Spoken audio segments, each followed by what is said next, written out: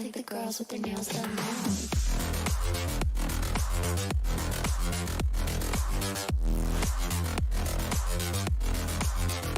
Girls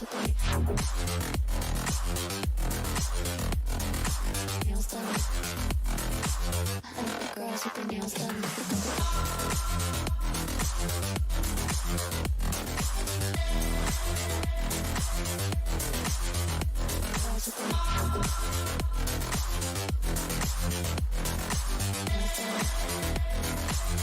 I think the girls with their nails done.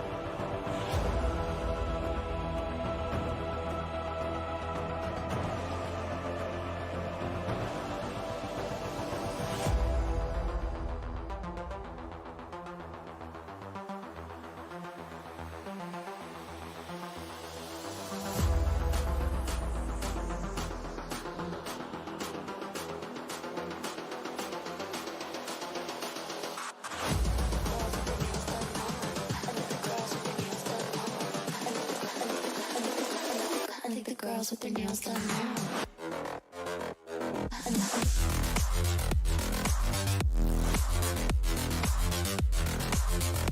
Girls with their nails done. I think the girls with their nails done.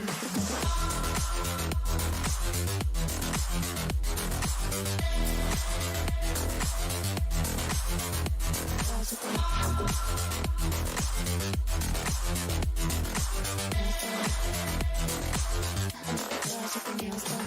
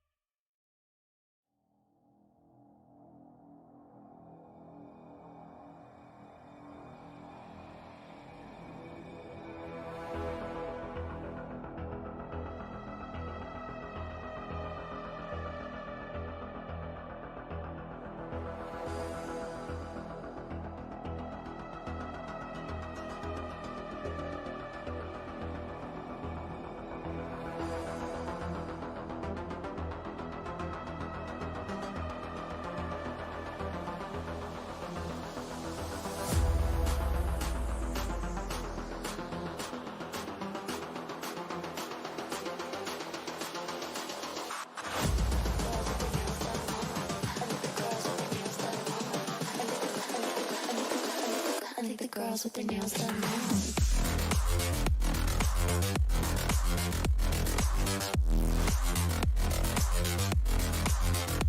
Girls with their nails done. I think the girls with their nails done.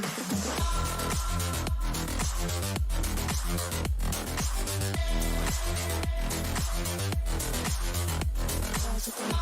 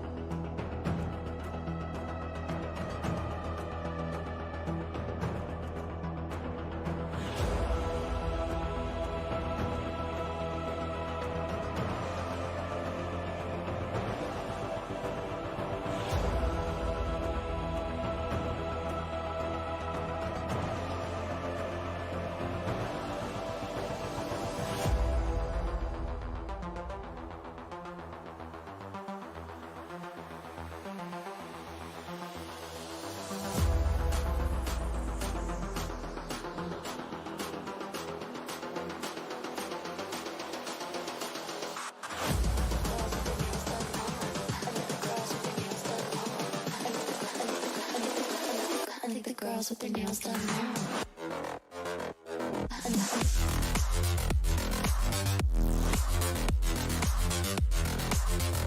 Girls with their nails done. Girls with their nails done.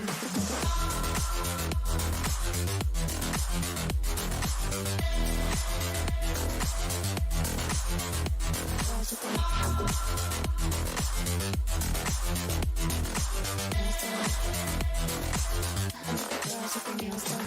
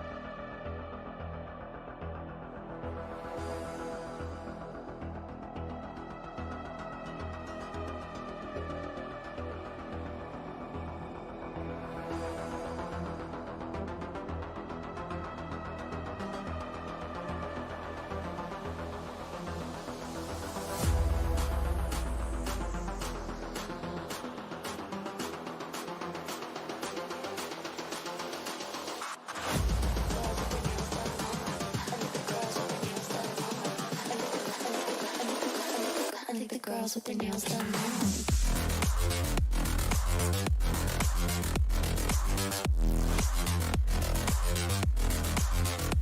Girls with their nails done.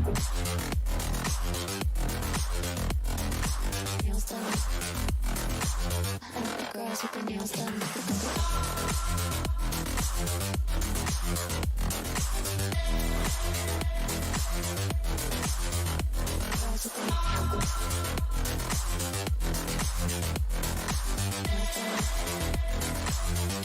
Girls with their nails done.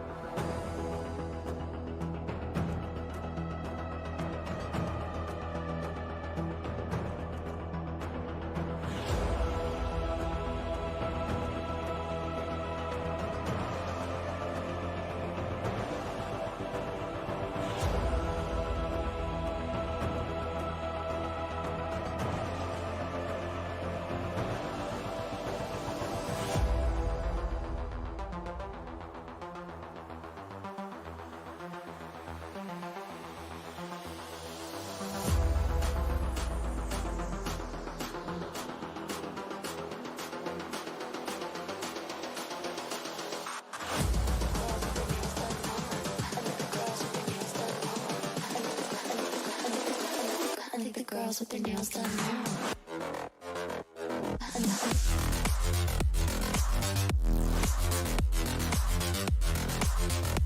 Girls with their nails done. Girls with their nails done.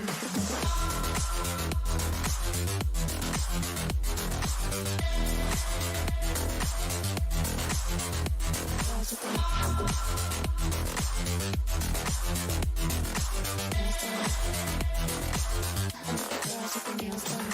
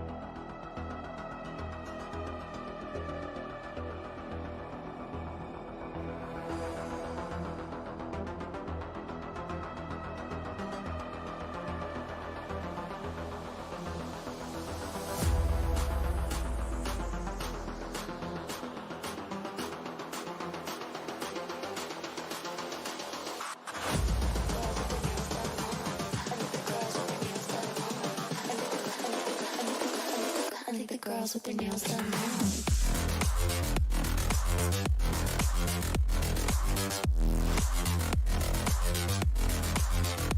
Girls with their nails done. I like the girls with their nails done.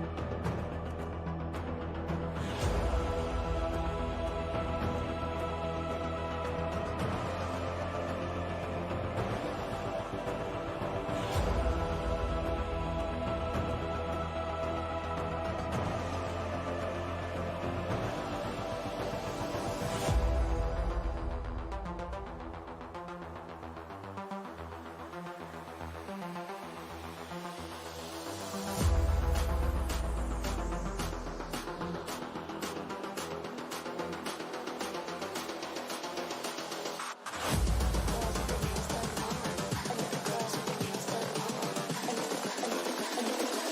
I like the girls with their nails done now.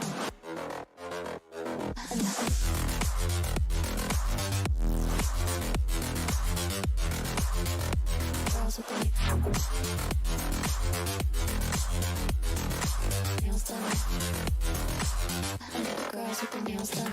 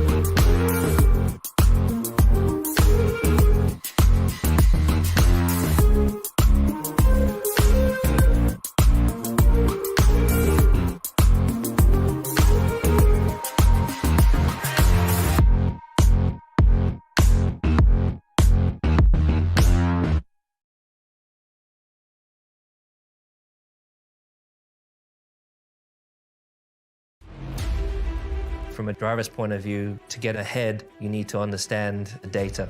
I have over 20 buttons on my steering wheel that have a direct link to how the car behaves. So I'm studying that in the background on computers all the time. I'm super grateful that we have AMD with us. It's a huge asset for us. When we come back into the garage, the car downloads and the data pops up on my screen. The faster we can get that, the faster I can analyze it and the faster I can get back out there.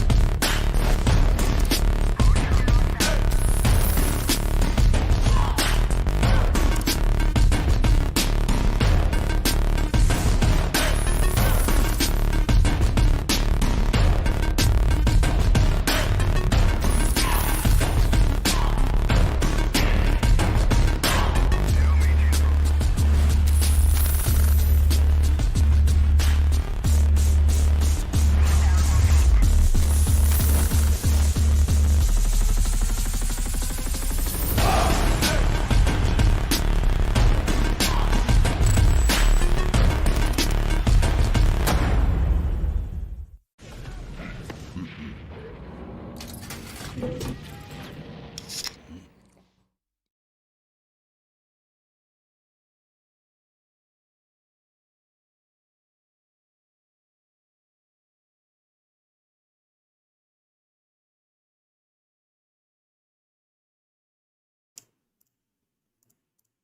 welcome back, ladies and gentlemen. This is me, Dr. Dang, and along with me is going to be Edge. And well, we have a new guest. We have Mythica joining us today as we welcome you all to AMD Ryzen presents Skyesports Championship 3.0. Chroma as our gaming retail partner, Logitech as our gaming partner, and WD Black as our gaming storage partner. We also do have Facebook Gaming, who is going to be the supporter for all our streams. So, well, that is just going to be, as you can say, a better thing on top of already the best things. But we have a new guest on our desk today. It is going to be Mythica. So, well, how are you feeling, Mythica? I'm feeling pretty good.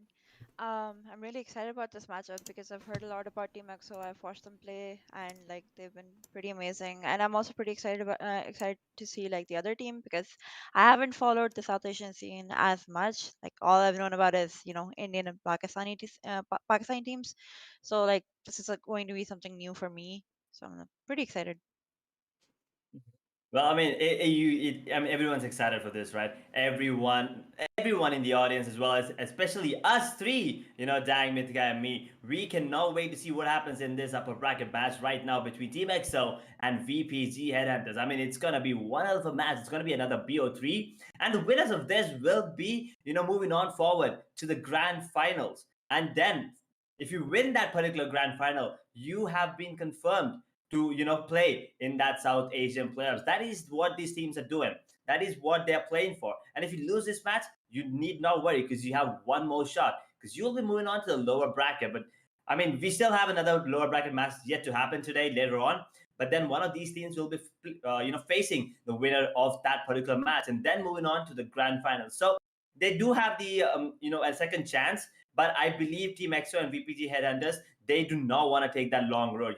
They want to finish it ASAP. But before we move on forward, Dang and Mythica, I mean, I'm pretty sure everyone's wondering why are we in all traditional and stuff. So Dang, why don't you just take us through that? Well, happy Mahalaya to everyone out there because, well, it is going to be the time of festival. And, well, this is the time of festival for everyone going forward. So, it's just going to be the start as, well, even Sky Esports is having a festival, as you can say, Championship 3.0 with so many different games. And, well, with this firework of a prize pool, I really don't see how it is any different from a festival. But national qualifiers have already happened, and well, India, well, we had two teams qualify. We had a $2,000 cash prize for the team that came first, which went to VLT Gaming. Pakistan, Afghanistan had $2,000 for them as well. And two teams qualified, Salt Esports as well as Team Exploit. Bangladesh and Maldives had one team qualify and had a $1,000 prize pool.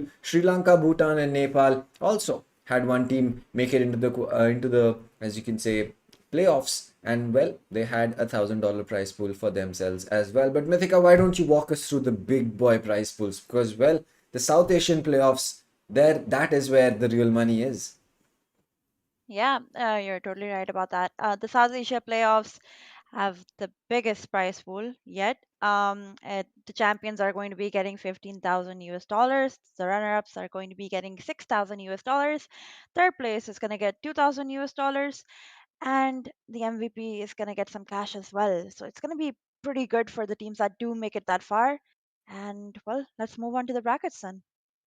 Yeah, there you go. If you take a look at the brackets, you can see the winner bracket. First match was between Team EXO and Fear Legends, and Team EXO 2-0'd them, right? In what fashion? In a dominant fashion. The first map was pretty close. The map of SN, if I'm not wrong, Dang. 13-11. Fear Legends, they did put up one hell of a show, but at the end of the day, Team EXO did come out on top, and then they moved on to Haven. First half was close, but then the second half, it completely went in the favor of EXO, and they did move on, and they knocked Fear Legends down to the lower bracket. In that second matchup yesterday, NA Masters went head to head against VPG Headhunters, and I believe VPG Headhunters dominated that one as well because NA Masters, they're down in the loser bracket. And now, I mean, one of these teams, Team EXO and VPG Headhunters, they will be moving on to the lower bracket because Fear Legends, they've already beaten Rift Masters, and they're awaiting one of these teams right now. And then the winner of this particular match will move on to the grand final, and the loser will face Fear Legends, and the winner of that particular match will once again face the winners of this match in the grand final, and the winners of that will obviously confirm their slot in the South Asian playoffs there and have a chance of competing for that 15,000 US dollar first prize. Well, one of the most interesting things is the fact that, well, any team who is going to be walking away from these lower bracket finals or the winner bracket finals is going to be from a different region. So if Team EXO makes it into the grand final and eventually from the wildcard qualifiers into the playoffs, well, there'll be a team from India. If VPG can do that, there'll be a team from Bangladesh. And if Fear Legends can do that, well, there'll be a team from Pakistan. So all three regions have a chance of showing up in the playoffs. Well, who is it going to be? Your guess is as good as mine. We all have our own teams that we are going to be looking forward to. But well, we do hope and we do wish that we are going to be seeing a game that goes the distance, the best of three. Well, we don't want a two-map finisher, right? Yeah, we definitely do not want that. We do want to see an interesting game that is definitely not one-sided. That is true. And once again, a quick heads up, Dang, you missed it out yesterday and you missed it out today as well, unfortunately. But yeah, two teams from India, two teams from Pakistan, and two teams from Bangladesh and Maldives. Only one team from Sri Lanka, which means that Yes. 7 teams have already been qualified and confirmed their slot. It's VLT and Enigma from India, Team Expert and Salt Esports from Pakistan, E2S Lecturers and Excelly Esports from Bangladesh and Maldives, and Team New Order from Sri Lanka. But more about that in the future, because right now we need to focus on this particular matchup. Team EXO going head to head against VPG Headhunters. I mean, the players are familiar, right? Everyone knows these players. Team EXO, Ghost, Excali, Side Dreams, Blackhawk, Vimp23. And on the side of VPG Hunters, we have Elias, Sasuke, Savage, Aesop, and Mark. Well, the lineups for both these teams are not going to be something that you can overlook because, well, they have reached this spot now. They might be in the wildcard qualifiers, which makes you think that, oh, they might not be the best of the best. But trust me, when there are so many teams, when there are so many good teams like Enigma, like like VLT playing in the same region as Team EXO, it is very easy to overlook this team. Similarly for VPG as well, there are so many good teams in the Bangladeshi region that, well, just because they aren't going to be in the playoffs already, they have to fight for a spot in the eliminator, doesn't mean that they are going to be any worse than what or they're going to be any less better than what these other teams are. But looking at the map veto, it's going to be a BO3, we told you already. But Team EXO got the advantage. Well, they got the advantage because of being the first team to make it into the grand final, into the upper bracket finals. They get the first map pick, which means that VPG will be choosing their side. So EXO going for Ascent, a little scary on this one because, well, yesterday they struggled quite a bit against Fear Legends on this map. But VPG, they're going to be choosing the defending side, which does seem to be a better task that they will have. They'll have a much bigger task at hand to really make sure that they can rack up the rounds and then change side to become the attackers. That is true indeed. Both teams have surprisingly selected the defense side to start off with. When usually, whenever I look at good teams, like what they decide is that they want to start off on attack because they want to get as many rounds as they can on the attacker side. Because defense is usually easy on most of these maps. Except for I guess Icebox. Icebox, I guess most teams would prefer playing attack because it's an attack-sided map. But both these teams have selected the defense side. I'm excited to see the matchup on Ascent because that's a map that almost every team has practiced for Yep. ages now because Ascent was one of the first maps to come out. Icebox doesn't really have a lot of playstyles to it because it's a very well, it hasn't changed a lot and there's not much that you could change up on the map, but um I'm excited to see what these teams do against one another. I guess Icebox could be called a puggish map to play. So a lot of it would depend on who is more mechanically skilled as well when it comes to Icebox. Bind is a map that I would say would require a lot of teamwork to play because there are so many things that could go wrong, that could go well on Bind, and that's a map that I am actually very excited to watch if it does go to third map, which I'm hoping it does because that's what we want to see, right? Yeah. So yeah. I mean, you are definitely right about that, Mithika. I mean, a lot of teamwork is needed. I mean, there are a lot of things that can be done on the map of Bind. That's exactly why that's my personal favorite map. And I really wanted to go to the Deciders map just because it's Bind. I mean, yeah, there's going to be a lot of Team EXO and VPG fans that want to see a 2-0. But I really hope that this goes the distance and we get to see Bind to see what Team EXO and Team VPG Headhunters have in store for us. Because that those teleporters, those quick rotations, there's no mid as well, right? It's either A or B. There's no mid control. You don't have to worry about that unlike other maps. So having these players, having those Jet players, especially. I mean, we did see Excali on that Jet yesterday, instead of the Ghost. So I really want to see if they're going to be sticking to that same particular lineup or are they going to change it. But moving on to Ascent, what do you think, Dang and Mythica? I mean, are we going to see a basic lineup or do you think Sai will finally pick up that KO? Because, god damn it, pick up that KO already, someone. I need to say it. I mean, we are all waiting for that KO to come in, and I think that eventually we are going to start seeing KO coming up into these lineups because, well, teams are probably still figuring out the best ways to use him. Because, yes, you can have the lineups with his grenade, you can have the lineups with his 0 point, but what is the use of that lineup? In what strategy will you be able to really put put his utility to the best possible use? Now, yes, seems very simple. Throw his knife, enemies are suppressed. If no one's suppressed, you know that area is free, but push in. But what if someone just walks outside the AoE? What if someone just waits for the knife to come in, gets suppressed, but is actually a bait? So you have to think about these things when you're thinking about utility at the competitive level. So I think for a little more while, we're going to have to wait to see whether we're going to be seeing having, or are we going to be having KO as part of these lineups, or are we going to be seeing, or are we going to have to wait for a little more while before we finally see this agent in the lineups? I think KO is definitely a good agent, especially now that it has been buffed. But I still believe that teams haven't really figured out how to implement him properly in their lineups. Um, I think he would actually thrive very well in like comps where you don't have a duelist, especially. There's been a lot of new comps coming out where people are not picking up duelists because people are realizing that you can aim on any agent, but utility is actually such a good thing in Valorant, and that is something you can base your entire game on. So KO coming in to comps where maybe you go no duelist is something that I would be very excited to see. It is definitely something that I've seen on Split. I've seen a comp from one of the teams that was in the Pakistan and Afghanistan qualifiers. It was called Clarity, and they had KO and no duelist. Like they had double initiator, they had a double sentinels, and a smoker, but they didn't have a duelist and they had implemented KO, and that was the game changer for their team. Then I'm excited to see it though. I think on Ascent it would be really good, but on Icebox, I feel like since it's such a huge map, I feel like KO wouldn't be able to thrive that well. He wouldn't be able to do that well.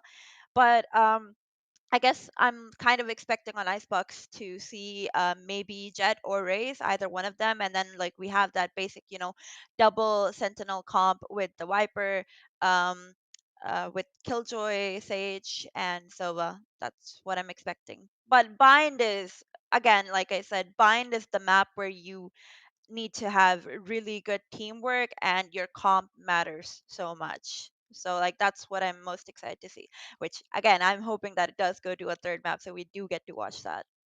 Yep, fingers crossed. I mean, I really want to see Bind as well. I mean, Ascent, yeah, you're right. We can have a new no duelist meta there. We were talking about that yesterday, Dang. If you Yeah, we were.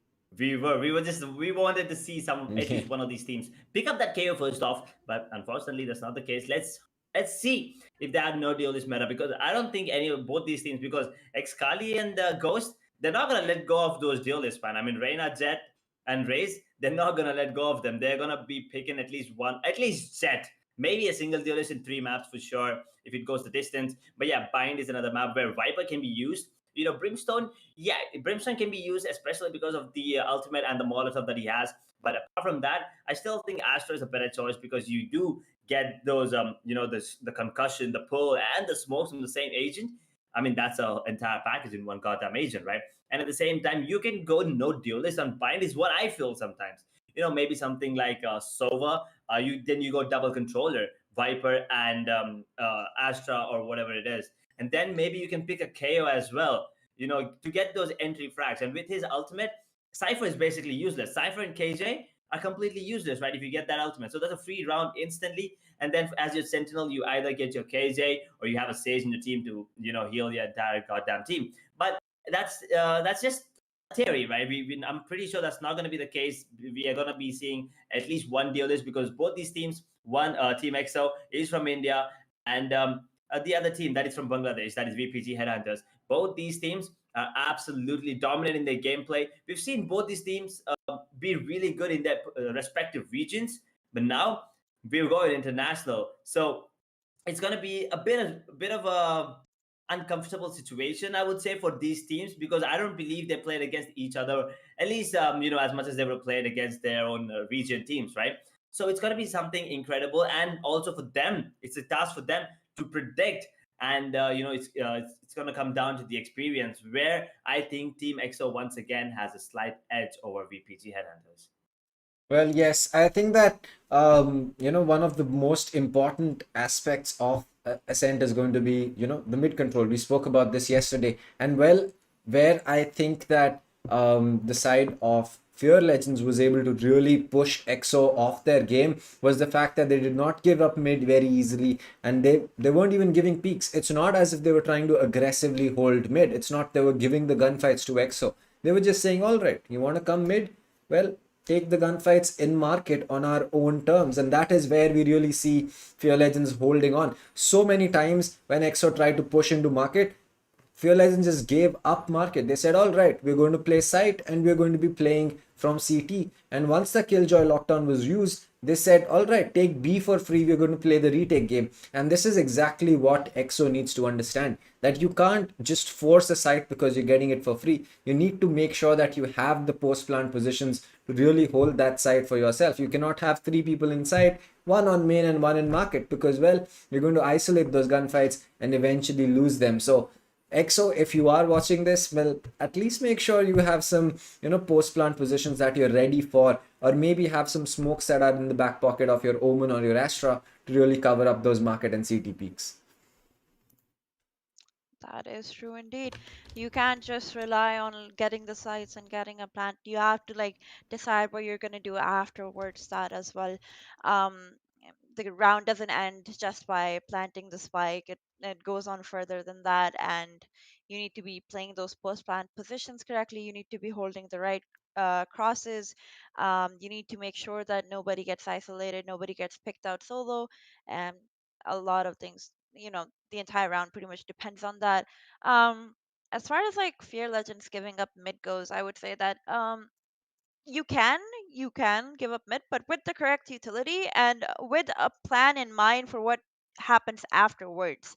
What happens after you give up the mid control? Do you have a plan in mind? Are you letting them play into your hand? Is that what you want them to do? Do you want them to come towards you? Do you have a plan to stop them from taking side after they've gotten the mid control? Are you controlling the map basically? Are you letting them play into your hand? That matters a lot, I think. Um, you can give up mid control, but you know, afterwards, what's the plan? Is that what you wanted from the beginning? And if it was, is your plan ready for it? If is your plan ready for the util that's gonna come from the enemy team?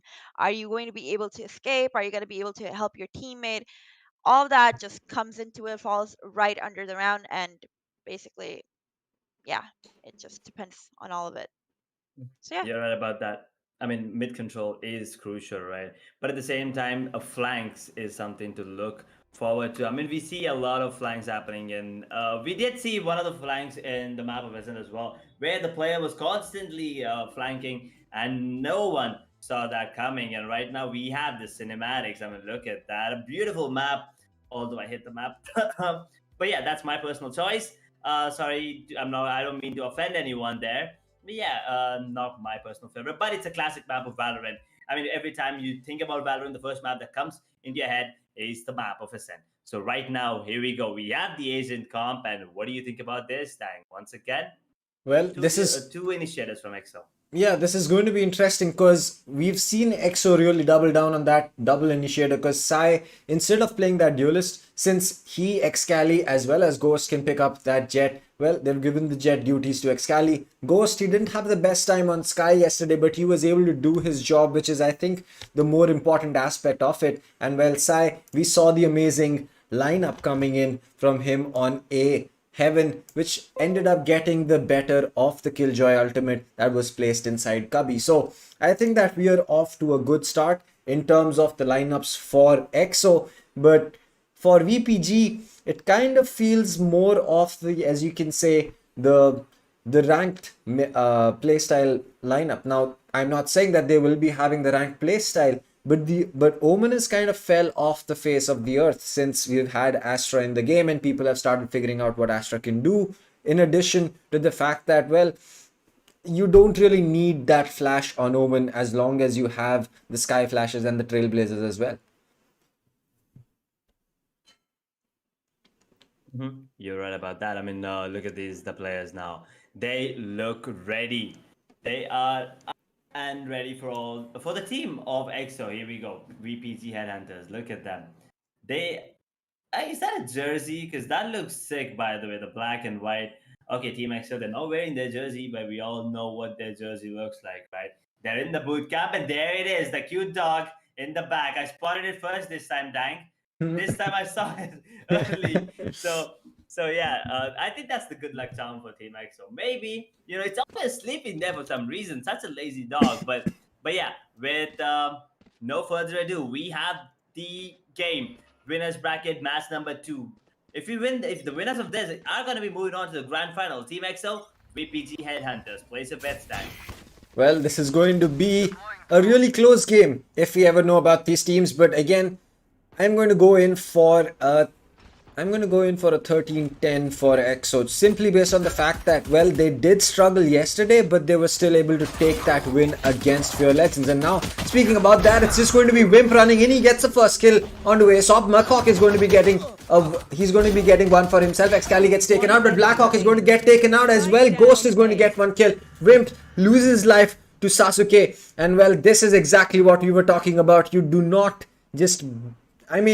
we've seen this multiple times from the side of EXO. They love to play that aggressive game. Now Ghost, he's going to be coming in. He gets that first kill onto Sasuke. He has the spike with him. And well, that's going to allow him to just run across spawn and make his way towards B side. Get that spike down. And well, play on the flash or maybe that Trailblazer as well. Oh, he's giving up a CD plan. If Ghost decides to go CD, never mind. That's not going to be the case. That was so close. No! Why did you miss those shots, Mark? And now the flash is ready. The flash peak and Ghost with the kind of player that he is and the aim that he has got. A 1v2 is easy for him. Look at him. Hey, there you go. Smile, my man. He's like one-on-one. It's pretty easy. Ghost, 1v2 clutch in the first round.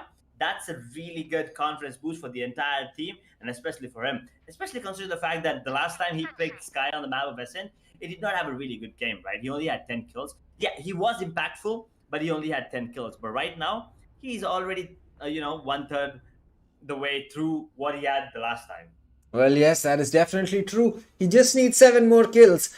And well, I have a feeling that considering he's feeling himself on that Ghost right now, no pun intended, but I think that he's really going to be bringing the game on right now. As for the side of VPG, well, they didn't have the flying start that they would have wanted, and maybe they could have had better positions. They could have better prediction for where Ghost could be coming from. And well, honestly, it was just a missed opportunity when we saw Mock lose control of his gun and well, misses shots after the fact that he saw Ghost not peeking in his direction. Now Wimp, he's able to land that shot with the Spectre at range. It's not going to be an issue for him, but it looks like the peek's going to be coming in, and well, that's a big oversight from Wimp, not making sure that he has enough bullets in the magazine to take that gunfight, and that might be a free recovered weapon for the side of VPG. Oh boy, that is proving to be costly. Savage actually gets the kill on the side of him. Goddamn shocked down. Mark just walks in casually and gets the kill on the goal. Oh no! Excali goes down. Now it's down to Blackhawk and he misses!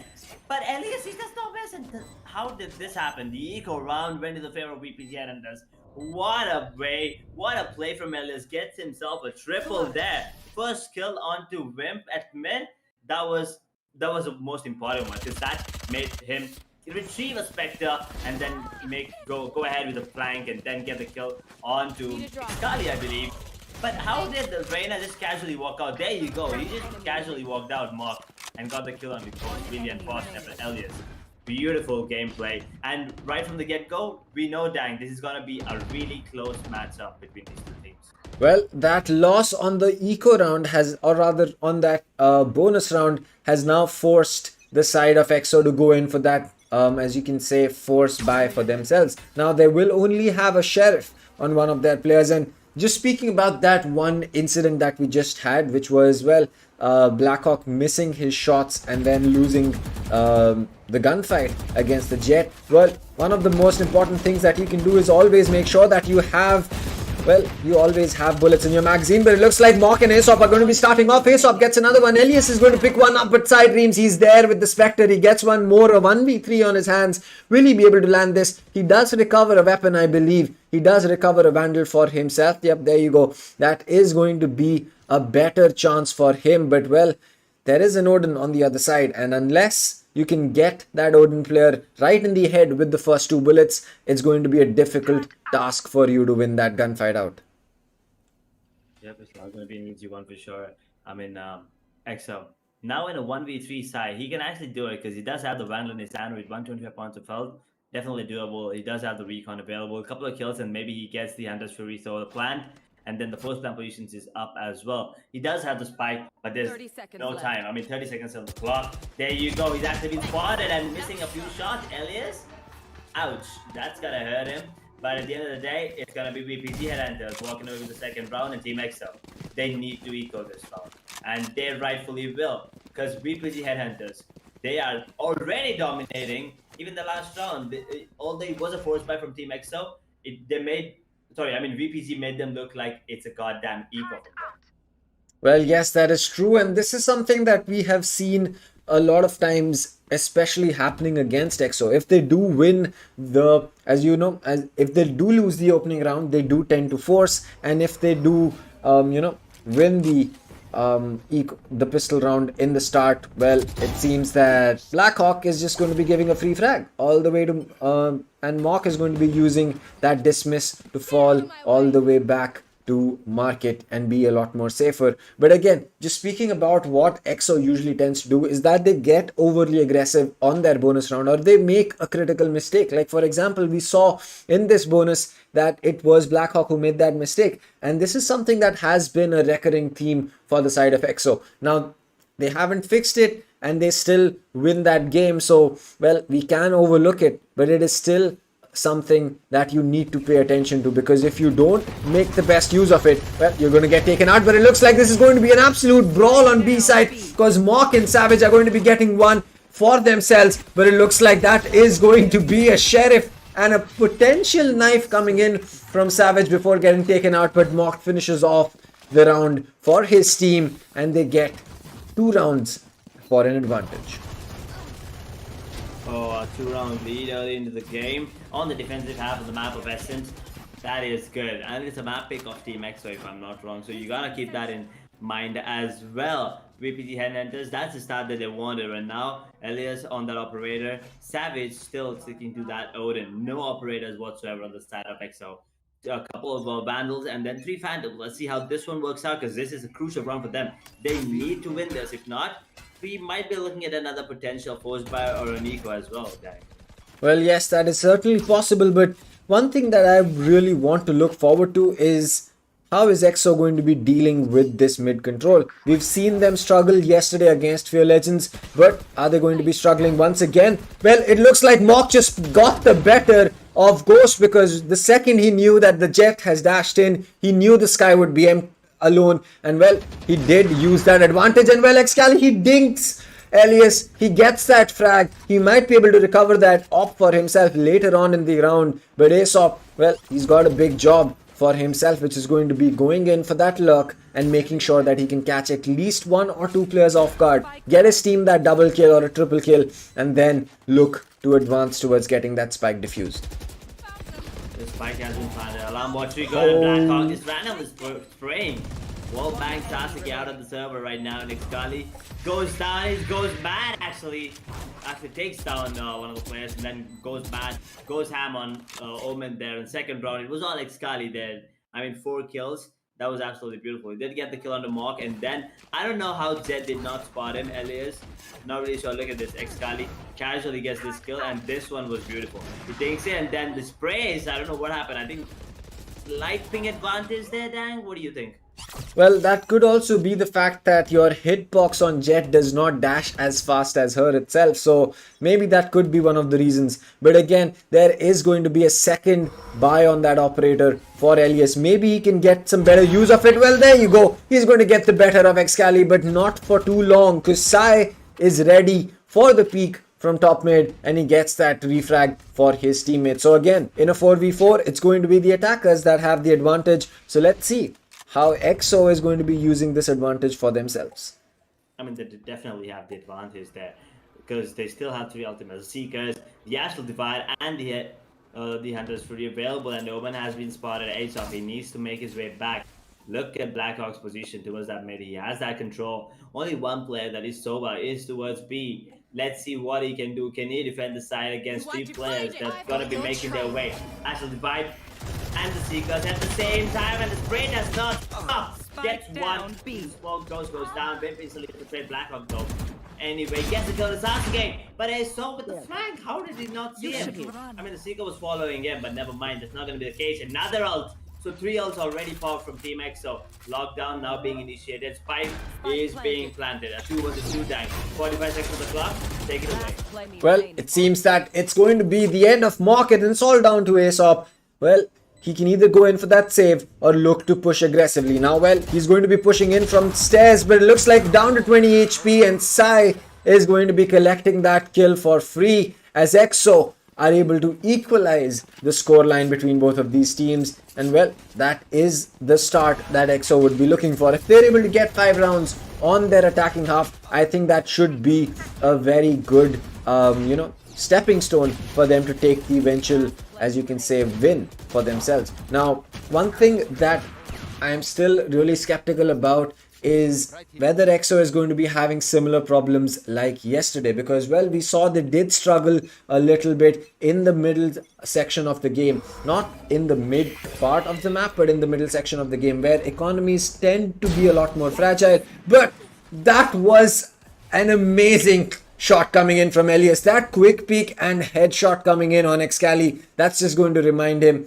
that, well, yes, you might be Xcali, but you still have the one-shot headshot on the Marshall, and well, you have to peek these angles a lot more carefully. As far as things go for the bonus round, or rather for the eco round, it is the start that EXO would not have wanted. VPG is able to get some damage off, these players with the shock darts as well, and as the AD spam comes through, they're just waiting for that smoke to dissipate so that they can finally get some long lines of sight with those Marshalls. Yep, and there you go. Fan has actually gone through, and now Savage did get the kill on November, but the goddamn Hunter's Fury. There 5 versus 2 read situation. Hunter's Fury is the only ultimate available on the side of Team X though.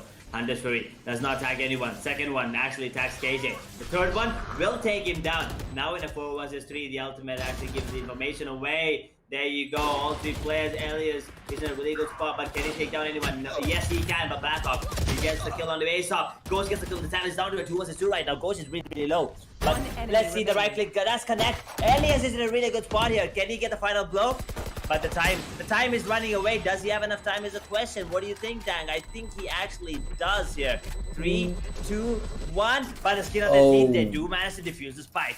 But did you see that shot from Elias? Yep. First one onto Xcali. I mean, you could see the Xcali scam. I mean, I don't know if it was coincidental, but he just turned off his cam for some reason as soon as that shot happened. Maybe, like, I don't want to deal with this. Maybe some tilt. I don't know. It could happen. I mean, it's natural. if you get hit by a shot that you kind of did not was expect. nasty. Yeah, that was a nasty shot. He was standing in the center of that gravity well and was still able to land that crystal headshot. And well, if you are taken out like that, and well, if it was me, I'd be like, all right, that guy's better than me, because well, he is better than me. But for Excali, it could have been a little bit of a situation where, well, he might not have enjoyed it as much. But right now, he's going to be getting the better of Elias once again. He's going to absolutely overwhelm him with utility. Aesop gets 2 for his troubles, as Excali and Ghost are going to be getting 1. But Savage on that Odin has been savage, to say the least, because, well,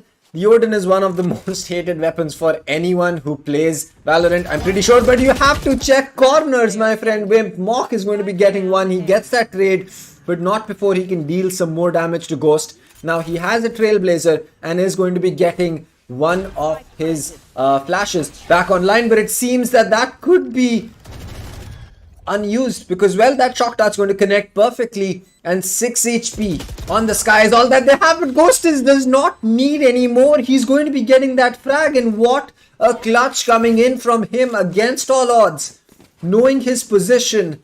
I mean, kind of knowing his position, but still Savage unable to land the killing blow with one of the most powerful weapons that you can have in the game. And well, 6 HP, that's all that Ghost needs. All I needed. And Team Exo right now, once again, looking strong. And I think they're back in control, because look at the economy on the side of VPG Headhunters. It's broke. It's broke and not looking good. They have 2 ultimates. That is the Killjoy's Lockdown and the Reyna's Empress. But that's about it. On the side of Team Exo, though, they have only 1. That is Blaze-Storm. But they don't even need that, because they have the weapon advantage. And right now, looks like Team Exo are going to be making in for that A push. There you go, the recon instantly broken, and that means Mark has given away his position, taking a bit of damage. Ooh, quick thinking from Sai, but better thinking from Mark to change his position. Now, if at least one of the players walks in, I think Mark will just miss out, and they might actually get the kill, because that's a really good crossfire. No drone, no recon, but look at the nerd coming in and shot Savage. Can he get the kill? Bucky in his hand, close range. That can be deadly, Dank.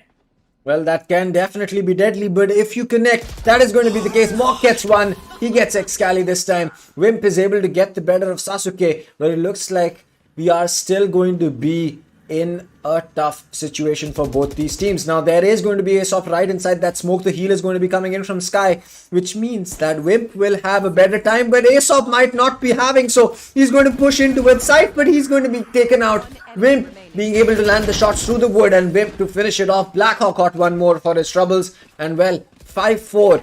Exo get the advantage, and well, this is going to be a very important round, because again, as we said, the middle section of the game is where these economies can be very fragile. And looking at both of these teams, unless EXO is able to walk away with this round, they will be in a lot of trouble going forward towards the ending phases of their attacking half.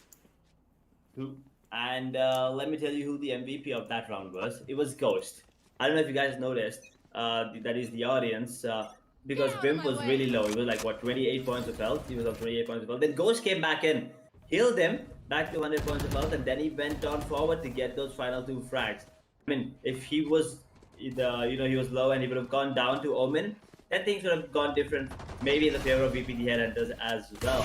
So Ghost, that is just a really good support play coming in from him. That's exactly the caliber that these teams have and these players have, right? Right now, the Blaze-Storm being popped on Excali. He might actually get the kill. Never mind. He actually does, actually. Aesop gets a kill to Excali. Beautiful. Oh, boy. Mock just... Mock. Okay, he just mocked 3 players at once. I mean, getting a lineup is one thing, but getting 3 players at the same time, that is something special. And well, with that, Sai is going to take that cue and be like, all right, I think I'm going to respect that particular area of the map, and I'm just going to make a fallback for a save, because well, he does have the spike and they do have the economy to sustain another buy for themselves. So might be that Sai is not looking to go in for that save. Maybe he wants to move around towards B side, wrap around a few players. Well, there you go. He's going to get the better of the KJ, who is not paying attention. A plant for CT, and well, we might just see what the Sova versus the Sova and the Jet can do. Oh, Oh, I was about to say my bet's on side, but there you go. Triple kill for him. Can he actually do this? A 1 versus 4 down to a 1 versus 1 right now, Dang. well, the operator in the hands of VPG's player might be a little bit of an issue, but 6 bullets in the magazine for Sai. Now he knows that the player is going to be right there. The shot dart's coming through, but Elias is able to land that shot with the operator. Sai just holding that peak for a little bit too long, and this is something that happened yesterday as well. He did use utility out in the open, and that is what got him killed. And well, I'd say the same thing happened right now. Using utility out in the open, he could have been a lot more, as you can say, safer when he was trying to use that shot dart of his. But again, it's just going to be those small margins at this level of play that really change the game in your favor or take it away from you. And once again, it's going pretty toe to toe, 5-5 scoreline right now. And okay, what is the buy coming in? I don't see Omen on any weapon. There you go, the gun has been bought. So, a Spectre being picked up, a 5-5 scoreline, and oh, can he pull the trigger? Elias just, but then he misses. Unfortunately, Ghost takes a bit of damage there, but that's about it. I don't know how he survived. He should have gone down there. Look at Savage pushing him with the goddamn areas in his hand. But there's a turret. Do not peek Savage, because there are multiple players there. And if you don't peek, it's fine. They will be the one peeking. And I mean, there is the counter drone. Sorry, the counter out, but he's not going to be using it, because Black Hawk just took him down. Down to a 3v5 EXO with a 2-man advantage and the side under control.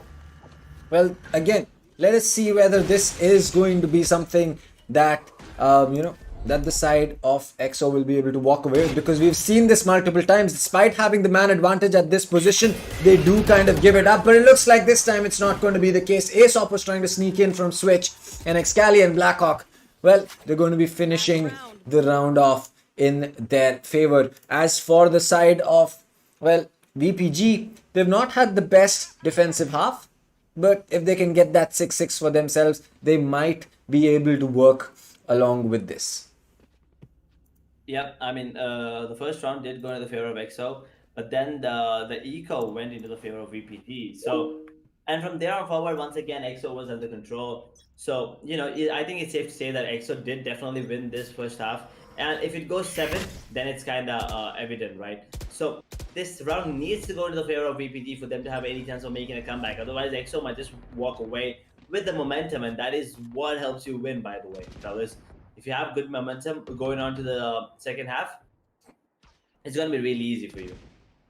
Well, I agree. I think that for EXO, if they get that 7-5, they're going to be really, really happy. But as for the side of VPG, they kind of need to force themselves to get that 6-6, because if you don't win that pistol round at that point of time, you will be forced to go in for a force buy, and that is not the situation that you want to be in, because again, forcing a round can be a good decision, but only if you walk away with that win.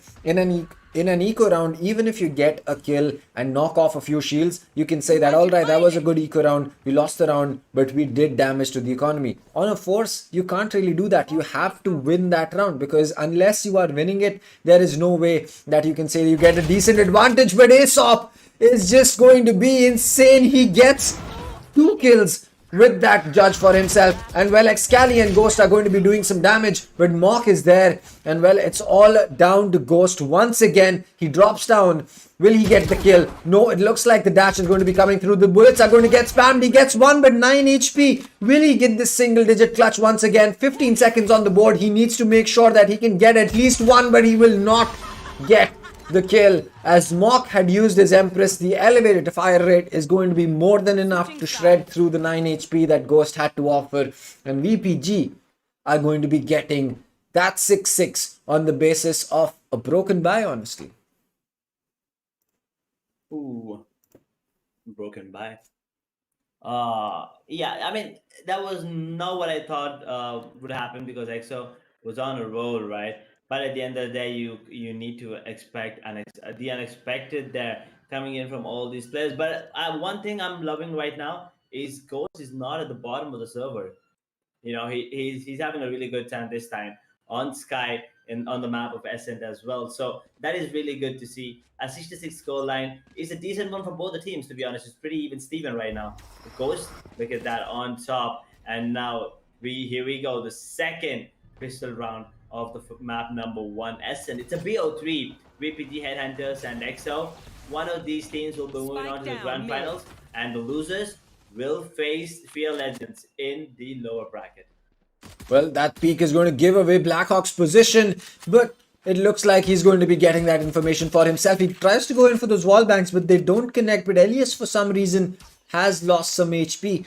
And honestly, I think that the playstyle that EXO used to have of trying to take mid control as much as they can has kind of fallen off, because, well, you can see that they've given up entirety of mid to the side of VPG. Now, yes, they are still controlling the rotations. They're still controlling the sections of the map that they have in their in their control, but it's still going to be a lot more of a passive hold. Maybe it could be because of the Killjoy being in place. Well, there you go. The Killjoy alarm bot is going to go off, put Savage in a vulnerable state, and Vim gets that first frag, but the flank comes in, but it's just going to be a quick and a flawless win coming in for the side of Team EXO. They lose some HP on Ghost, but that is about it. And, well, if you want to see how to win those pistols, well, this round from the side of EXO was a perfect example of that.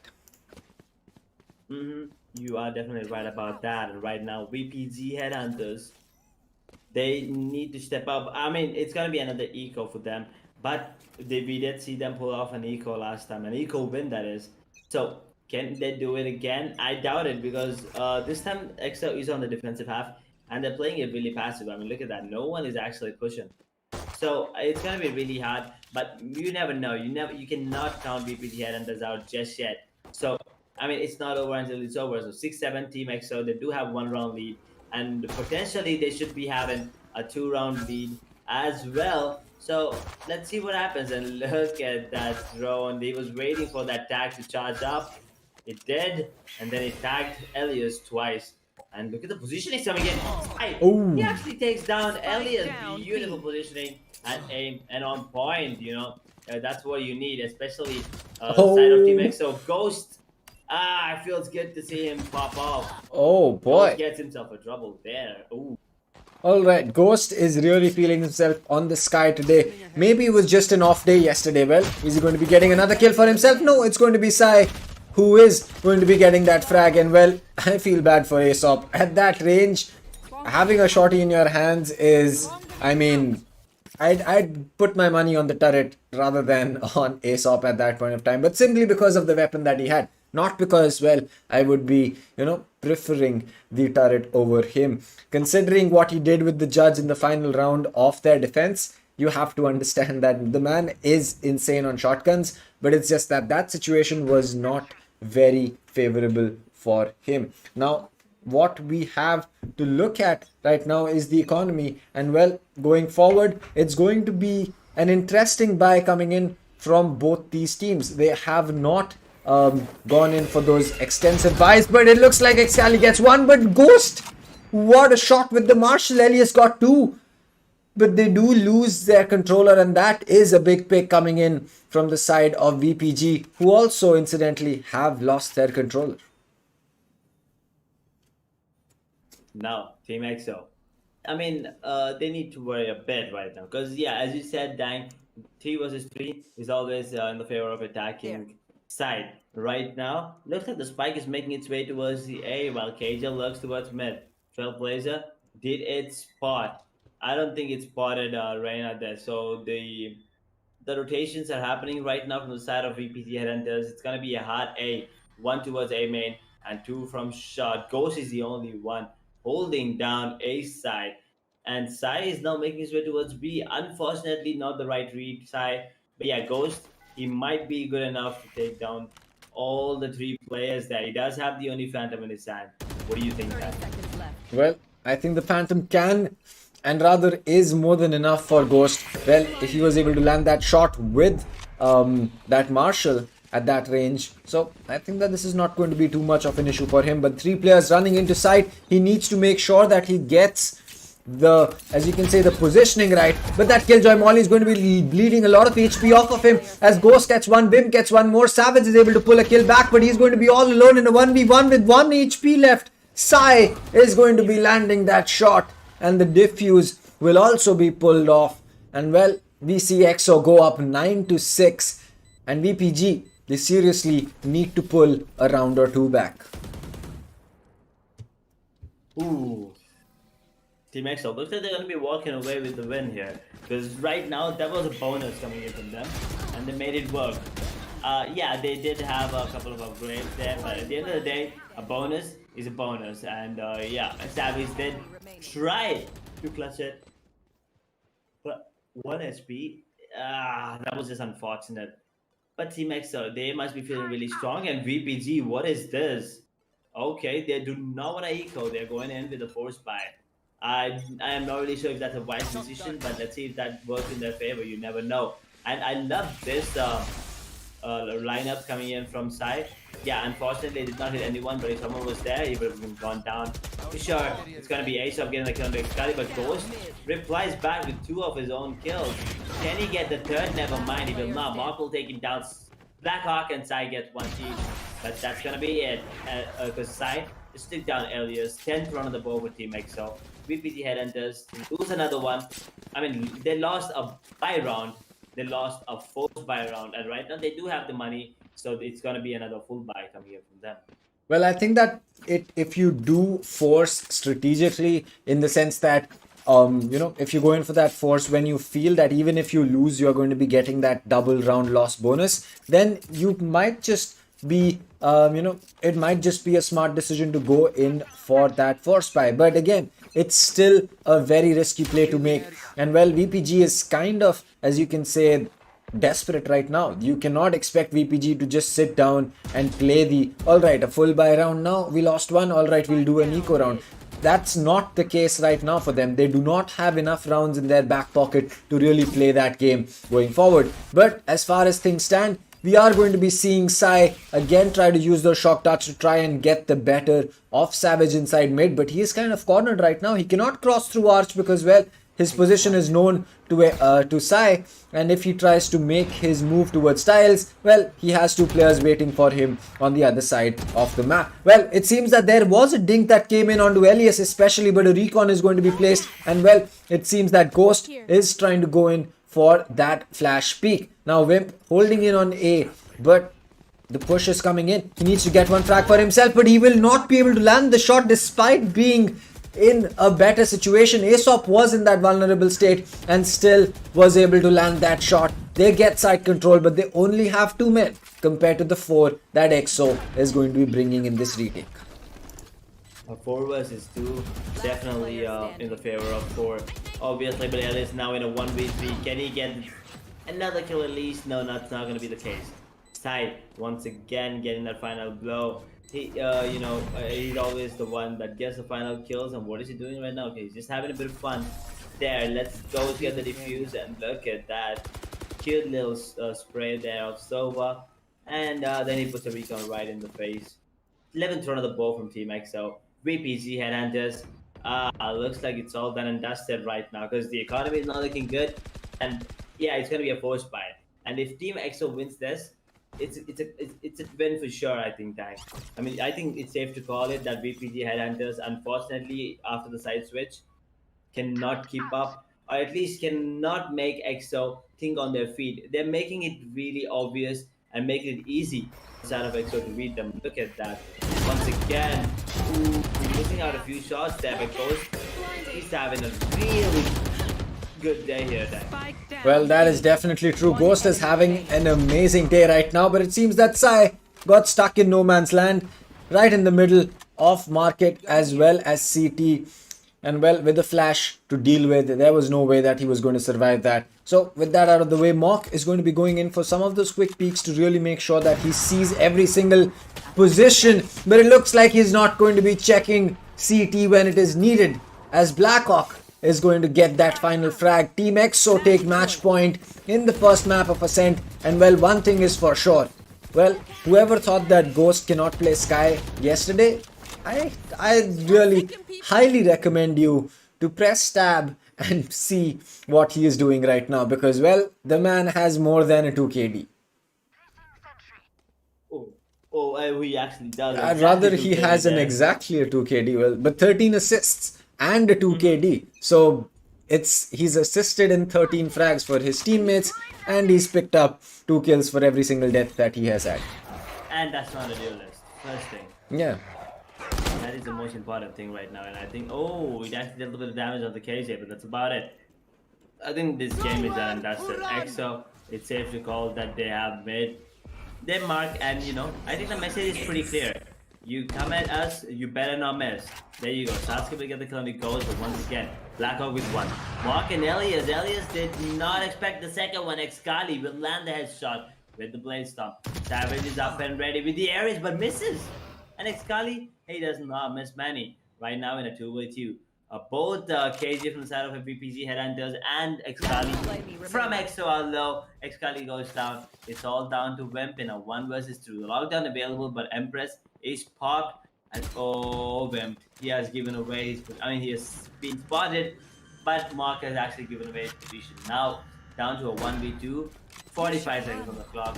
Oh, the lockdown has actually been used. And now, do we get to see the second lockdown? What do you think, Dan? Well, I think that would be the smarter decision to, either use it right now, right after this lockdown ends, or make sure that you save it for the next round and play the retake on the next round going forward. But it's still possible that Vim does not even need to use this, because well, one of these players is going to be extremely low, which is going to be Sasuke. He needs to check for the player in heaven. Will he check for the player in hell? Yes, he will. Will he land the shot? No, he again runs out of bullets. But this time, the peek from Rena is going to be extremely difficult. She's going to be coming in, but she gets taken out by the turret.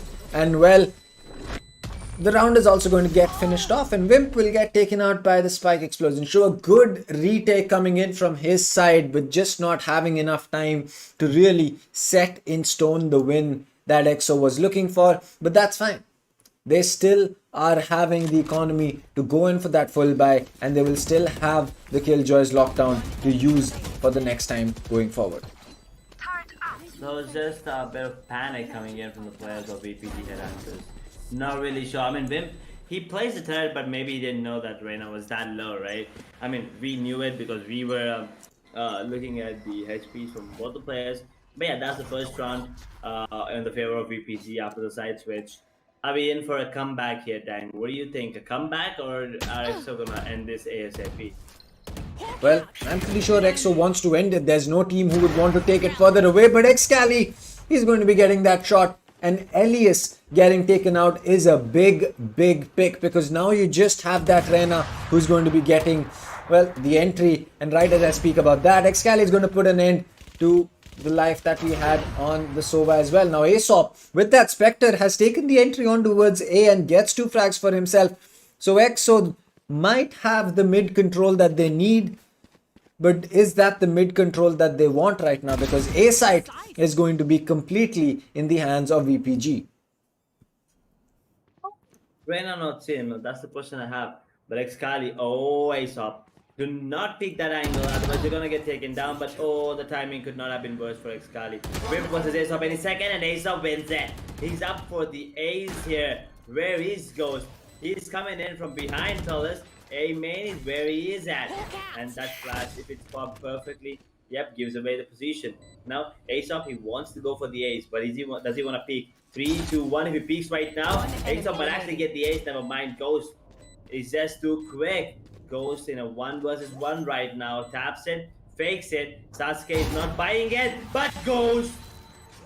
What a monster, what a beast. And is now, I mean, I think, we were just looking at a different Ghost yesterday. Because right now, there you go. He's not even diffusing. He's having a bit of fun. He's like, you guys question my Sky? Well, here I am. This is what I can do. I outfrag every single player on the server with the goddamn Sky. A goddamn initiator, that is, my man. And Ghost and Team EXO, beautiful win for them on the map of Essen. The first map in this BO3 upper bracket finals.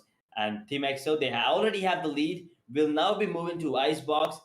The map pick of VPG Headhunters, but I doubt, especially after the game that we just had, the confidence might not be high for the side of VPG Headhunters. I mean, one of the biggest things that was the difference maker for Fear Legends yesterday against EXO was the fact that they were always taking the game towards EXO. They were not playing their own game. They were not saying that, all right, this is our play style, this is the strategy that we came in mind with, and we're going to stick to it.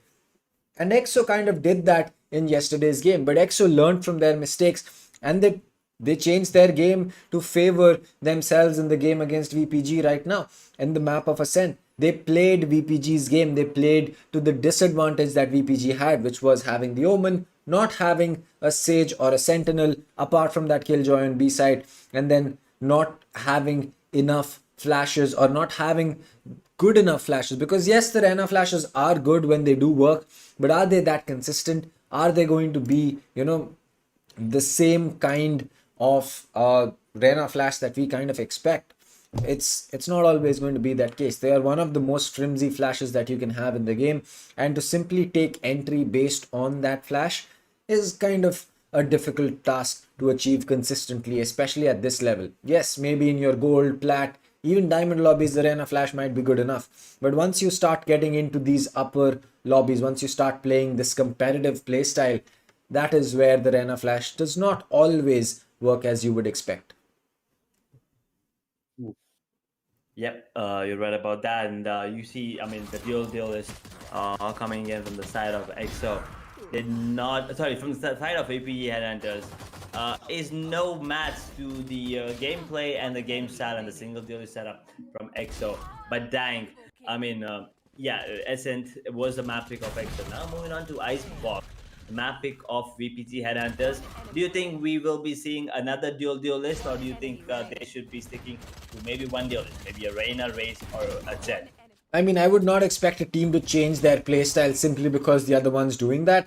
I mean, not playstyle, their agent composition, but they really need to figure out how they want to take that entry, because right now it felt as if they were relying on Aesop, or they were relying on the opening frag coming in from Elias to really get that entry. They did not have that brute push entry that we see from the side of EXO, because, well, one thing that EXO did really well is the fact that with that Sky on board, they were able to consistently flash off one or two more angles, were able to drone sight out a lot more consistently, simply based because, well, they had an owl drone and they had a trailblazer, and if there was a teammate who was really low on HP, they were able to heal himself then back up to at least 100 HP to really make sure that they get, what do you say, they have a second chance in taking a gunfight. But on the side of VPG, it almost felt as if they were trying to take on EXO as a bunch of gunfights that they would want to win. And yes, you can win those gunfights against them. We've seen that VPG players have amazing aim, especially Elias and Aesop, but that's not going to be a consistent method of making sure that you win rounds. True. And there are a lot of unnecessary peaks as well coming in from VPG. But the aim from Ghost, man, I mean, it all made it happen. Ghost was just on point today with his aim and the Sky gameplay. This round as well. That should have gone in the favor of VPG, but instead it goes the other way around. And yeah, Savage is 1 point of fall. He just couldn't do anything. But Aesop, you're right about that, Dang. I mean, they were relying a bit too much on Aesop, the Omen from VPG Headhunters, because he was the one that was getting the entry frags and lurks as well. I mean, if you take a look at the way that Reyna was playing, for some reason he wasn't always the one that was at the lead in the start at the charge. Yeah. So unlike Excali, who was always at the who was always in the front when the attacking side was when Team EXO was attacking, but VPG Headhunters, they did a good job on the first half, but the second half, nothing, absolutely nothing in their favor.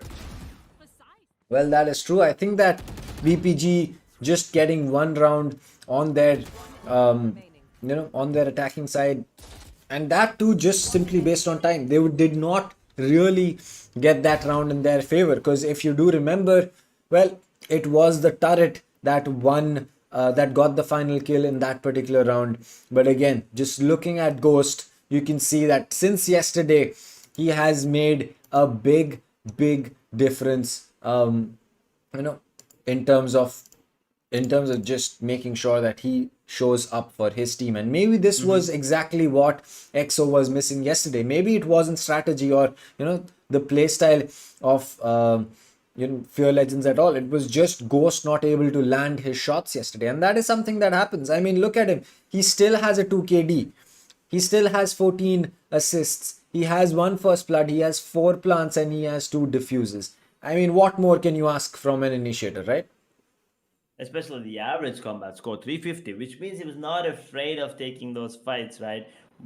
Let it be 1v1s, 1v2s, 2v2s, whatever it is, Ghost is up right there, and he's the only one that has actually crossed 20 frags.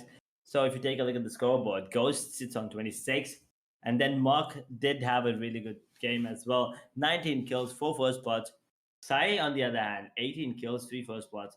Excali, 17 kills and 4 first bloods. Aesop, there you go, as we were talking, 16 kills with 3 first bloods. Elias only has 2 first bloods with 16 kills.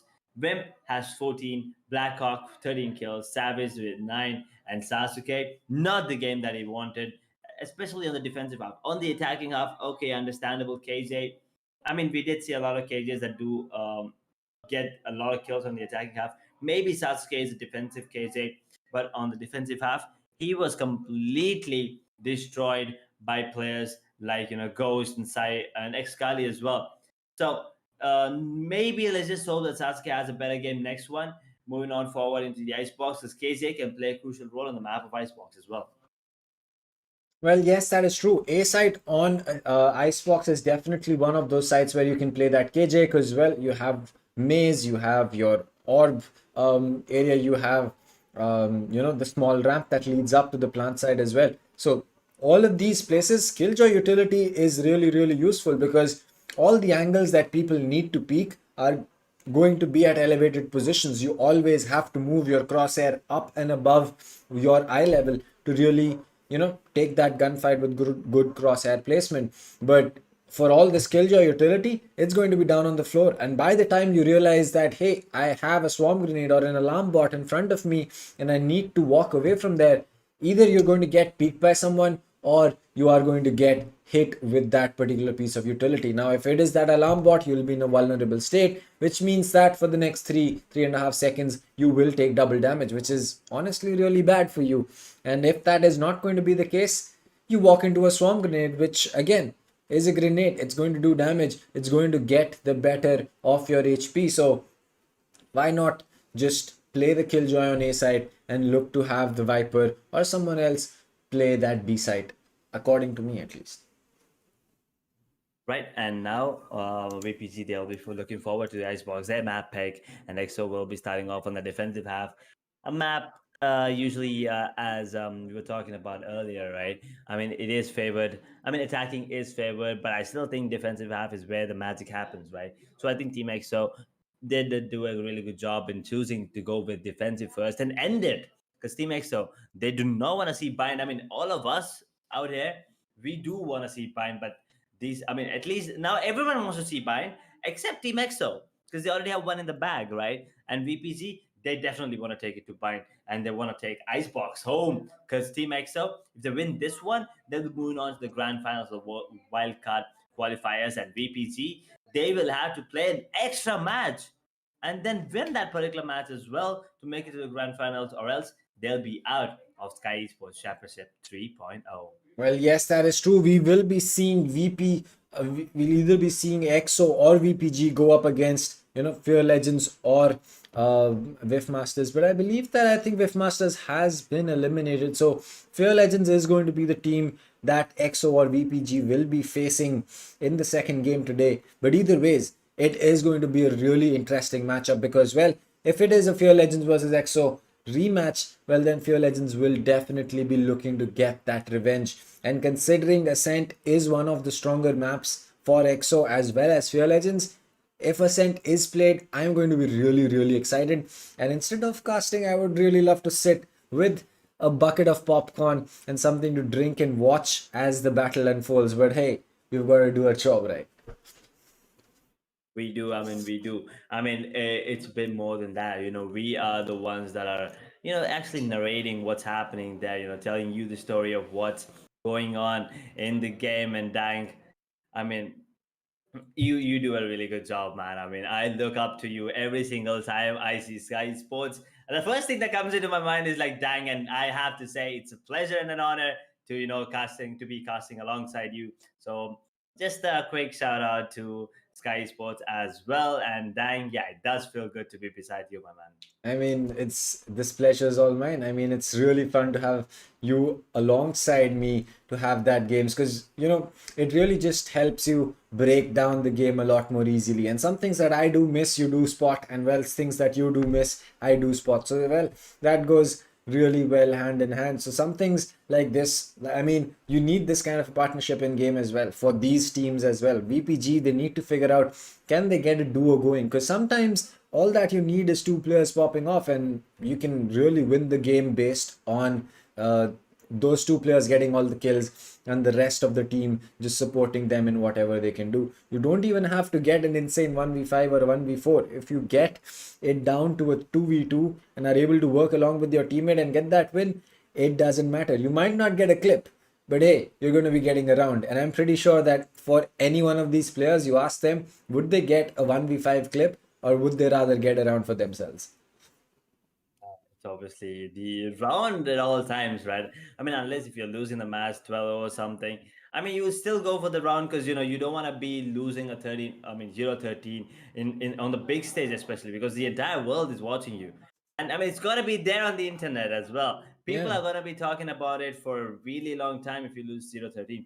So I think a round is always preferred over a 1v5 clip. I mean, yeah, 1v5s, if it happens, it's dope. I mean, if it's a 1v5, it's still a round, Yeah, right? it's still But around, but but how often are you going to be pulling off the entire 5 kills? Maybe you get four, maybe you get the 4 kills and then die, and you'll still be like, I did get a clip, but at what cost? You lost the round and the entire match is lost. So that 1v4, I mean, no one is going to remember that 1v4, but if you win, yeah. everyone's going to remember that. That is what matters, the wins and losses, tank. Yes, no one remembers the losers. It's as simple as that. We have seen multiple times that on a match point round, we've seen players pull off a 1v4, and that is a 1v4 that people would want to clip and would want to talk about because, well, it is a 1v4 that you did win. You did win the game along with it, and well, it was match point. So it's just cream on top of cream on top of cream on top of your cake. So, well, that is just going to be a situation that if does happen, I'm really going to lose my mind because right now the way that Ghost is fragging and his clutch potential is something that we saw in Enigma as well. When he was playing with Enigma, he was still going to be that budding player. He's still figuring out what he can do right, what he can do wrong. Yes, he was still an Immortal Radiant level player, but once you reach competitive, in your Immortal Radiants are really going to be the same set of players. I mean, you can tell us this for a fact that it doesn't really matter that much whether you are going to be facing an Immortal or a Radiant. They both essentially have the same level of aim. It's just about who outthinks their opponent, who outsmarts their opponent, or who predicts the movement of their opponent before the other. And I think that is really where experience counts as, a real tangible situation or a real tangible category. You see me all smiling. That's because, dang, I just told you I ranked up yesterday. I'm Well, an Immortal 3 now. So, guys, I'm boosted. I mean, I don't mind calling myself boosted, but no, I did solo queue all the way through. I for some reason, I mean, I was Diamond 3 the previous episode, and then the new episode came in, right? Riot gave me Gold 1 from Diamond 3 to a Gold 1. And then I had to work my way up from Gold 1 to goddamn D3, the last act. And this act, D3 to Immo 3. I'm really looking forward to get that Radiant. And yeah, it's going to be really fun if I actually get it. But I let me tell mean, you something. I mean, yeah, in MMs and Pugs, Platinum, and I mean, right now, if I play against Golds and Platinums, I can say this with a bit of shame that I might actually lose because they do plays that are unexpected. As Immortals and Radiants, we have some different gameplay in head, right? We expect the opponents to do this, but when you go down to Plats and Golds, they don't know what they're doing first off, and you cannot predict it because Well, they that themselves don't know sounds what they're doing. that sounds That good is for a flat no player offense, myself.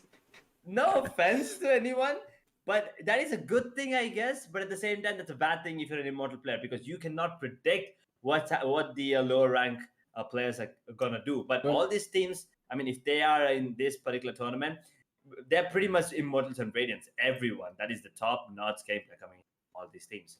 well, that is true. I think that it's that is something that exists in almost every single game, whether it be a competitive shooter or any game that you play to relax. I mean, of all games in racing games, I have seen that players who are ranked below me somehow are able to still eke that win out because they don't realize that the wall's coming up, I need to brake, and they ram into you. You go into the wall and they take that turn. So things like this do happen, and it is something that is pretty normal as well. But again, speaking about what we are going to be expecting to see on Icebox, as for the agent compositions, we did talk to Mythica about this. So a Sova, a Sage, and a Viper are, I believe, going to be the bare minimum that your team will be needing to survive on this map.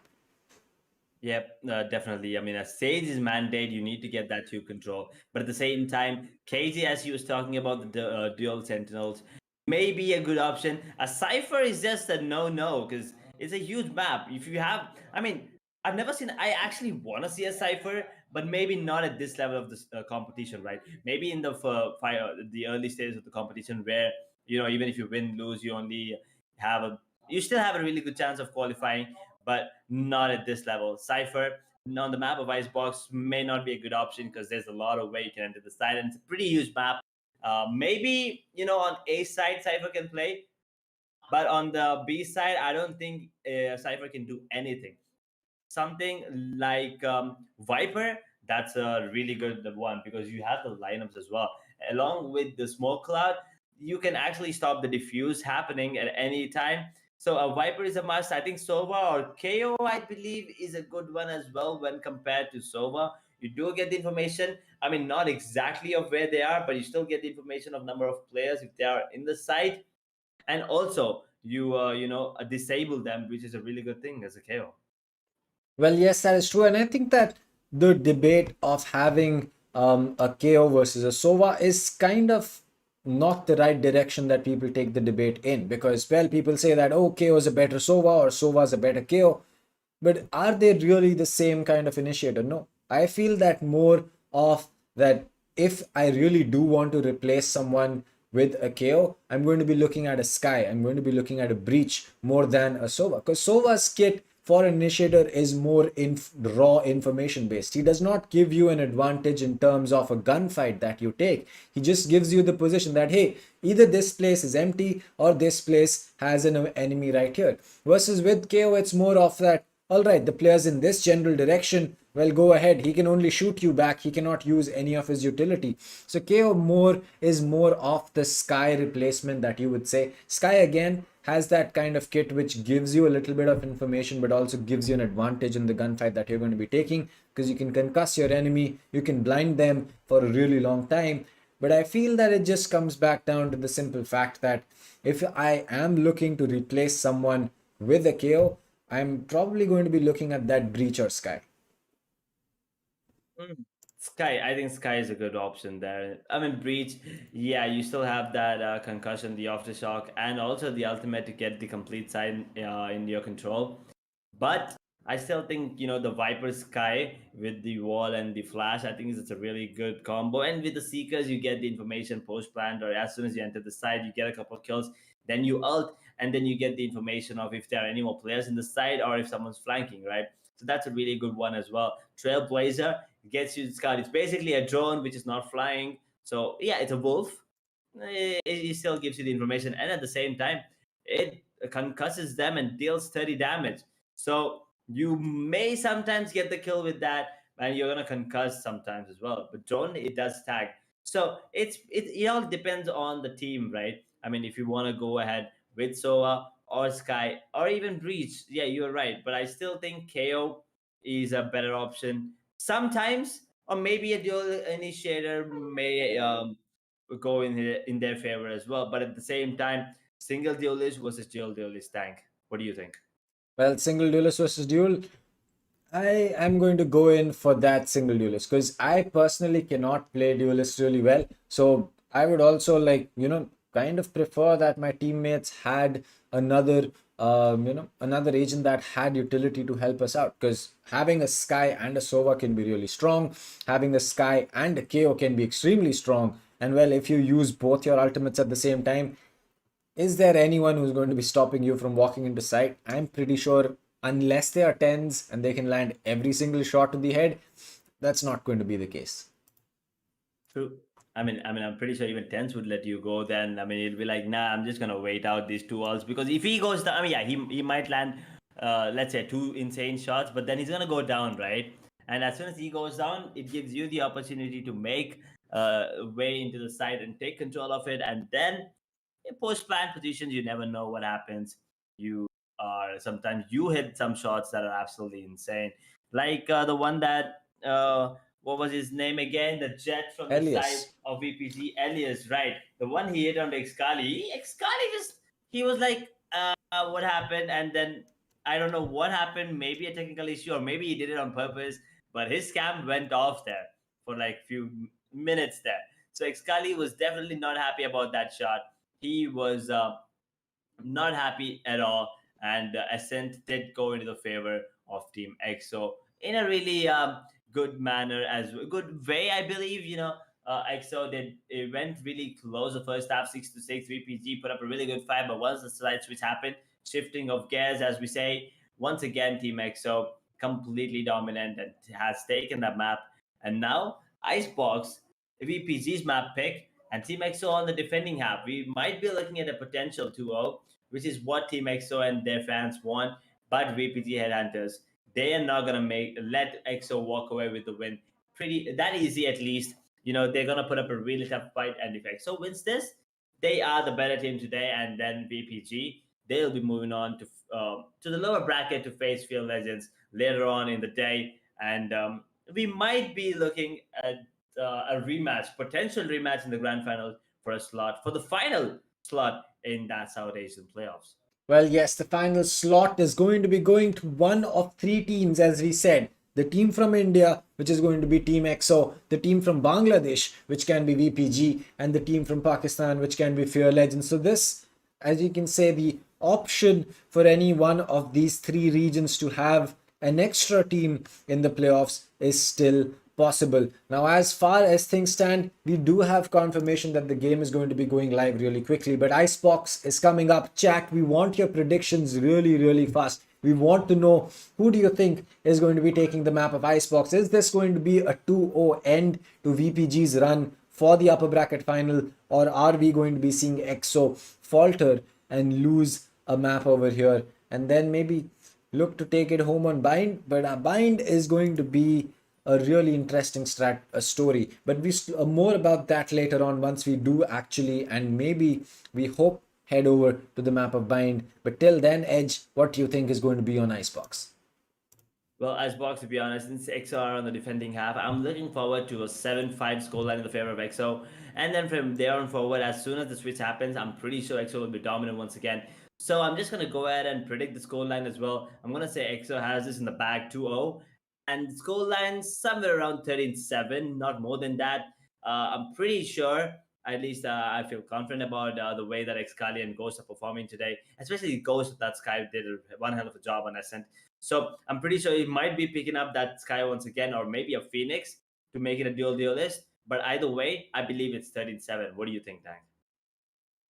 Well, for some reason, I'm going in for a lot more of a closer game compared to last time. So yes, I did predict a 13-10 last time, and it was 13-7. So based on that, I'm going to be going really close to what you had. 13-8 or 13-9 is where I believe that this is going to be placed, because again, it is VPG's map. So you do have to understand that they might have something up their sleeve. They might have something that EXO has not thought about yet, or is still not ready to, or is just not expecting.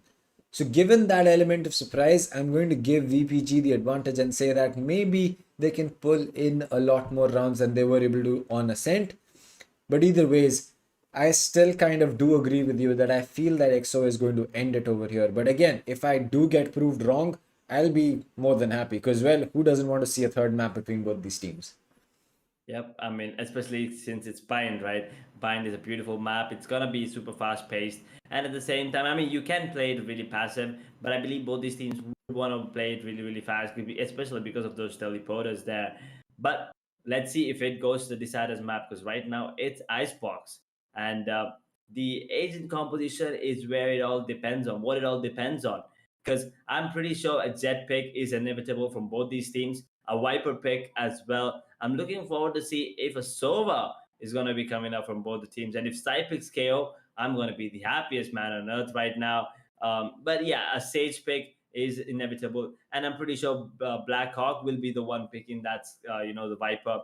Or maybe they might go in with a double controller Astro Viper as well. Because, Team EXO, they are known for these cheeky and weird plays. So at the same time, with the addition of Ghost into the roster, I mean, EXO absolutely are popping off right now, right? And with that being said and done, we have these cinematics from the map of Icebox, a beautiful map that we have here.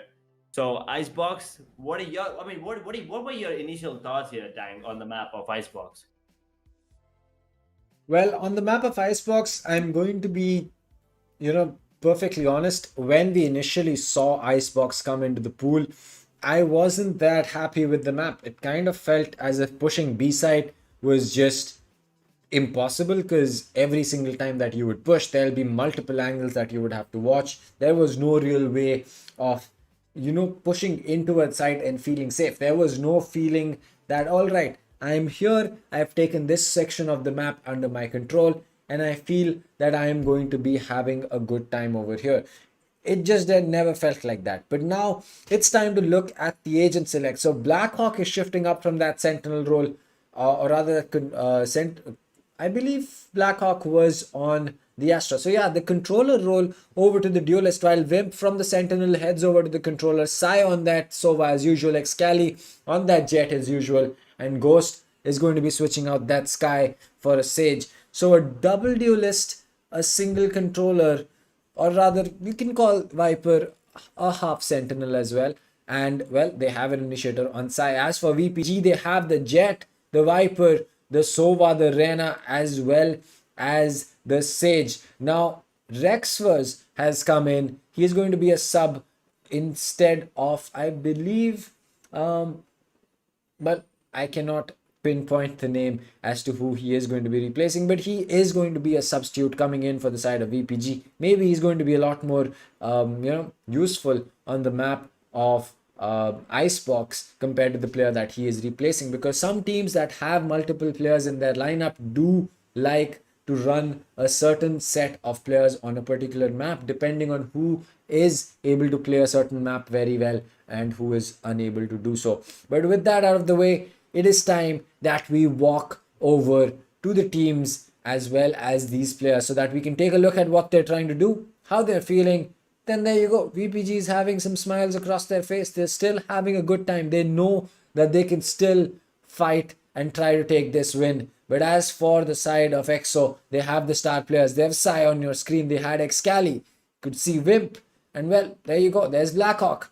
We're going to be having Ghost show up on our screen any second now as well. And well, that will give us the entire rosters of both of these teams. With 14 seconds on the board, it is time once again to get your predictions in. I believe it's going to be a 13-8 or a 13-9. Edge believes that it is going to be a 13-7 in the favor of Team EXO. But again, we will just have to wait and watch as the game pans out. So there you go. The game has started. The lineups are ready from Sai. He's going to be going in for that first shock target. Blackhawk is going to get one. He gets two. Wimp gets two for himself as well. The player is going to be vulnerable. Will he land the shot? No, he will not. Sasuke is able to pull one back. Will he get a second? Yes, he will with the classic. Blackhawk is going to lose his life. And well, the dash has come through. Sasuke is going to have to hide, and he gets one more before finally Sai is going to put an end to him. And Sasuke, though he was not able to get that win, he did deal a lot of damage. And well, that just means that we're going to be having EXO play the bonus for themselves. So, here we go.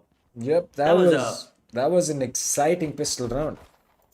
That was indeed. And Team EXO starting off strong, riding the momentum from the last game as well. VPG Headhunters, they need to get their head back in the game and hunt for the players of EXO. Otherwise, EXO might just walk away with the win once again. There you go, the defensive half.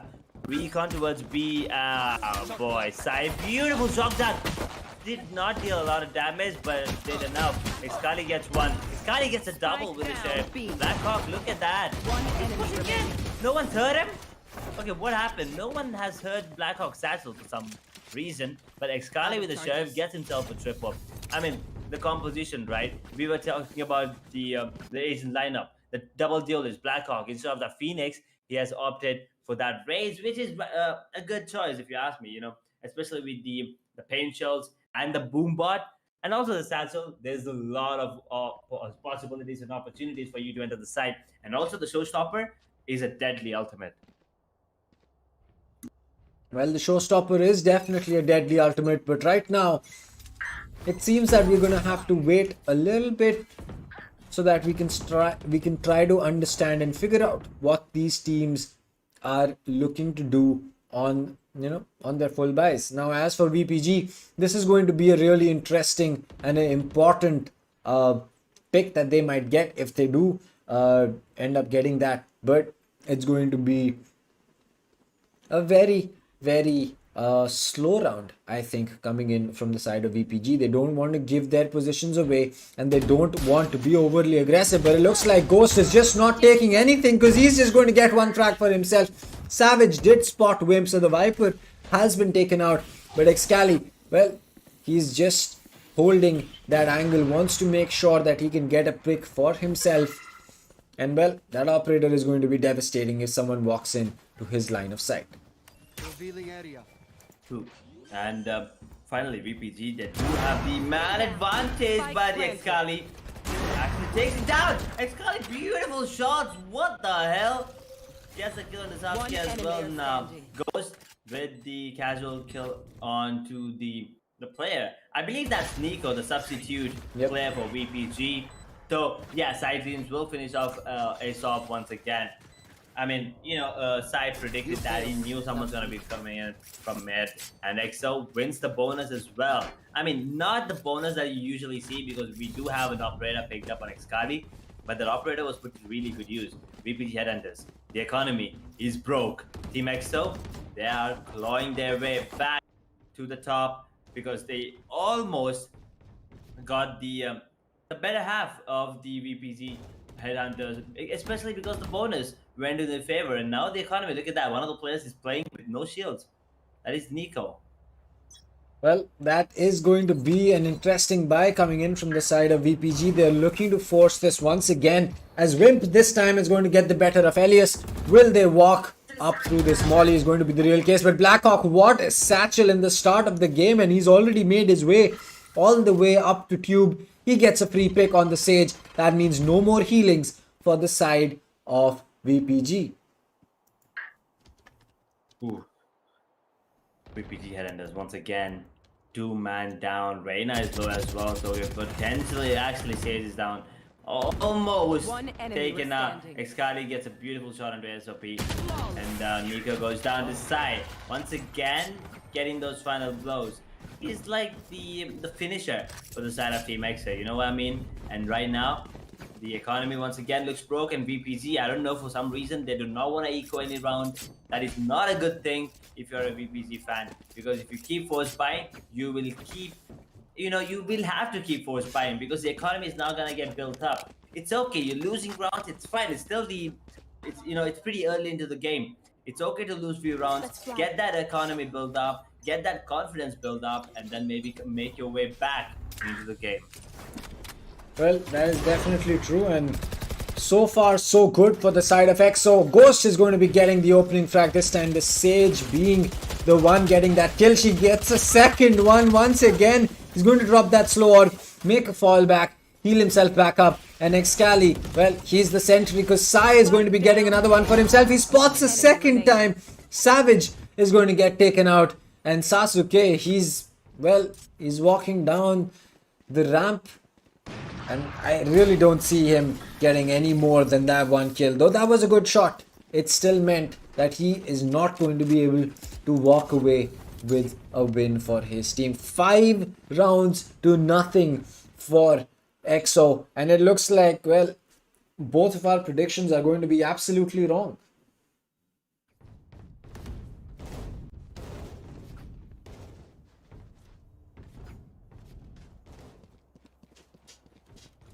So with this, yeah, I mean, So sorry, there was a minor technical difficulty from my side, my mic. But yeah, it does look like the predictions from both of us are going wrong, but it's still early into the game, right? It's not over until it's over, and VPG is not a team that's gonna go down pretty easily. Excali is gonna be getting spotted and take it down. There you go.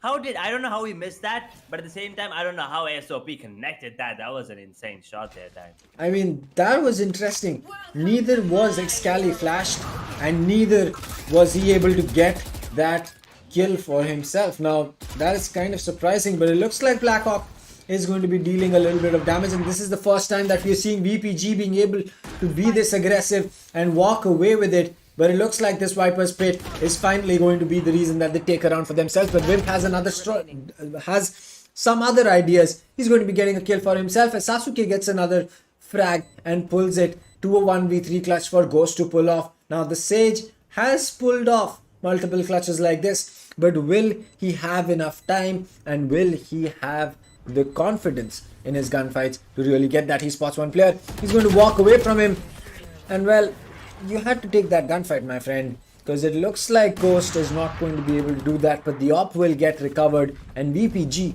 will be putting their first round on the board. There you go. First round on the board was that of VPG Headhunters, and a lot of work has been done there by SOP and Sasuke, right? So something to worry about from the side of VPG is that Nico is still not showing up. She's sitting on 0 frags. Not something you want, especially at this level of the competition right now. It's a do or die situation for VPG. So if they lose this, they're gonna be pushed to the lower bracket, and they'll be forced to play another match today, which is just a bit uncomfortable, but and not something you usually prefer, right? You want to take the easy way to the grand finals, which is winning through the upper bracket finals, which is this match and the next map as well. But if you lose this, side dreams. Destroying the dreams, actually. I can call it the dream crusher there. Crush the dreams of Reina there. Oh, absolutely getting off guard. I mean, everyone's getting caught off guard there. First side, and then Excali. First Reina, then side, then Excali. Right now, it's all down to Wimp in a 1 versus 4. He might be able to get the kill on Sasuke, and never mind, it's the other way around. Sasuke takes down Wimp with ease. Second round on the board, and the economy now is being built up on VPG. Is starting to look grim on the side of XO. Well, that is true, and that is exactly why we say the 5 starting rounds of the game are going to be your high investment rounds. That is where you will be changing your weaponry almost every round or every alternate round, which means that you spend a lot of credits. And well, it kind of puts you in a fake sense of believing that, well, we won 5 rounds in a row, we're up 5-0, we will have the economy. That is not the case. You need to make sure that you consistently win at least 5 or 6 or 7 rounds in a row to really make that difference. But this time, Wimp is not going to be able to make any difference because he has been taken out already from the Hunter's Fury that came in, as Sasuke is playing in for that lurk. And well, Elias is going to be picking up Ghost as a free frag who pushed up all the way towards the end of B side. Oh, sorry, yes. Ouch. VPG Headhunters finally looking strong. Almost a flawless round coming in here forward. Sasuke might get the kill on the side, but let's see if that's going to be the case. Excali is towards that CT kitchen area as well. And at the same time, Sai that is saving his Vandal. So another beautiful round from VPG Headhunters. No casualties, no damage taken, but dealing a lot of damage to all the players and also the confidence of Team EXO right now. Look at the faces of the players. No more smiles right now. Everyone is a bit more focused. And they're talking about the next round. Xkali, what is happening? He's just randomly shooting there. But he's missing. Dang. Ah. That's not Xkali for you. That is not how Xkali usually is. But again, sometimes you can lose gunfights, you can miss your shots, it's fine, it's normal. But right now, they need to land their shots because, well, VPG is kind of clawing back that lead. And, well, it kind of just feels that EXO has gotten a little, I would say, complacent with the things that they're trying to do, because they started off doing everything to the T, and well, in the last 3 rounds you've kind of seen them play that haphazard way where Ghost pushes in alone, so does Xkali, so does Sai, so does Vim, and well, it's causing them to lose rounds, it's causing them to lose bodies. Yep, and this round is going to be crucial as well for the side of EXO, to be honest. VPG, they're making a good run right now, but let's see if they can actually keep it up. Look at Blackhawk's position. It was so good up until ASOP spotted him. And now down to a 3 with the Fire Resurrection available. Xkali did not miss that shot onto ASOP. Gets the kill. Almost Sage as well. Viper is down to low points of health, and the under 3 coming into play. But unable to tag anyone. Might get the kill on the Savage there. There you go. 2 versus 3 right now, because Elias just down Ghost. But Xkali with the equalizer gets a kill on the Elias, down to a 2v2. Headhunters, the Viper is pretty low. Where is the heal from Sage? No, Xkali misses out the next one as well. If he misses this, it's all done and dusted. Side dream gets the kill on the Sasuke. What a beautiful pick from Nico there, but Side Dreams there to save the day once again for Team EXO, and that's gonna be the 6th round on the board. The momentum finally being broken by Team EXO, and Sai, he's not happy, but he should be happy because finally a round in their favor. Well, yes, that is definitely true, and well, it kind of just goes to show that you cannot ever count EXO. They do get overconfident, they do become complacent, they do make those silly mistakes that you do not expect a team at their level to make. But at the end of the day, when it is really needed to make sure that you get that point for yourself, you get that win for yourself, I really don't see any team who does change that aspect of their gameplay as fast as EXO.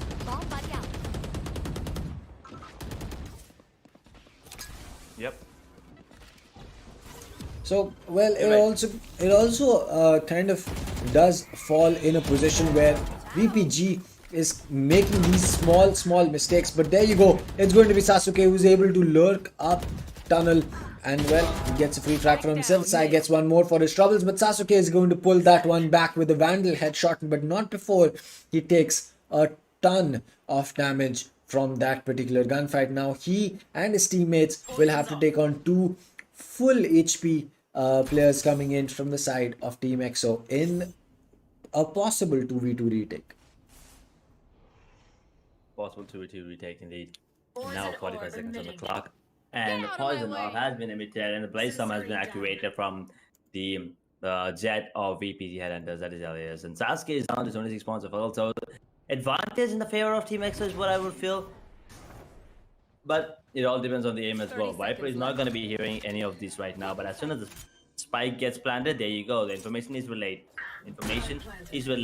And they're trying to take the side as well right now, but that's going to be the Viper spread coming into action here. Vim trying to spray down, uses the snake bites. Look at Elias' position. That is crucial. But Xkali is not going to be coming in from that direction whatsoever. Vim, he might actually walk in straight into the crosses of Elias, and there you go. Vim goes down. All down to Xkali with the goddamn phantom in his hand, and beautiful flick onto Elias. Down to 1 point of health though. Where is the snake bite? Use the snake bite. Where is the snake bite? Why is it not using the snake bite? Doesn't really matter because he still has to take the kill onto Xkali, but that was a bit too close to comfort. He could have just used the snake bite and the round was done, right? Yeah, that would have been the case, but unfortunately, you know, he just wanted to spray. Maybe he was like, maybe if I use that Molotov, the snake bite that is, maybe he would just peek me and get the kill. But yeah, what a beautiful flick coming in from Excali onto Elias there to get the kill and almost secure the spike defuse as well. That would have been insane. But nevertheless, it's going to be Team X back on the eco. So the economy is being broken. Elias last shot on the stage.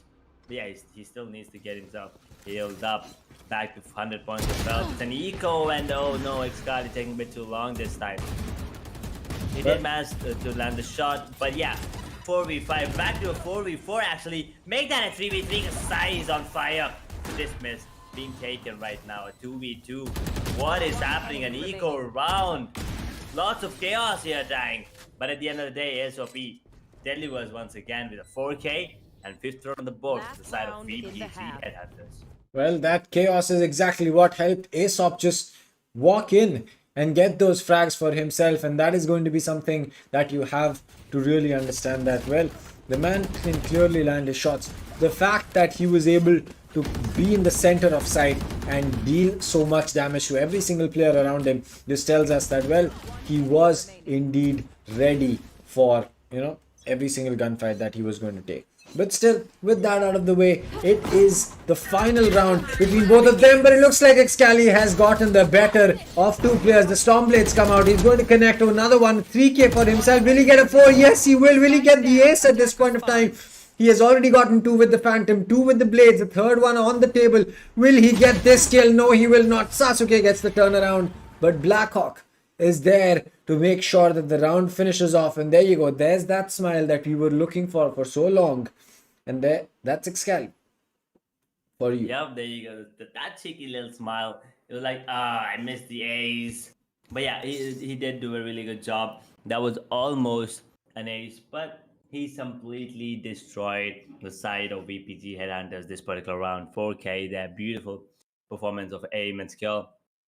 But now, a 7-5 scoreline, there you go. It's pretty close.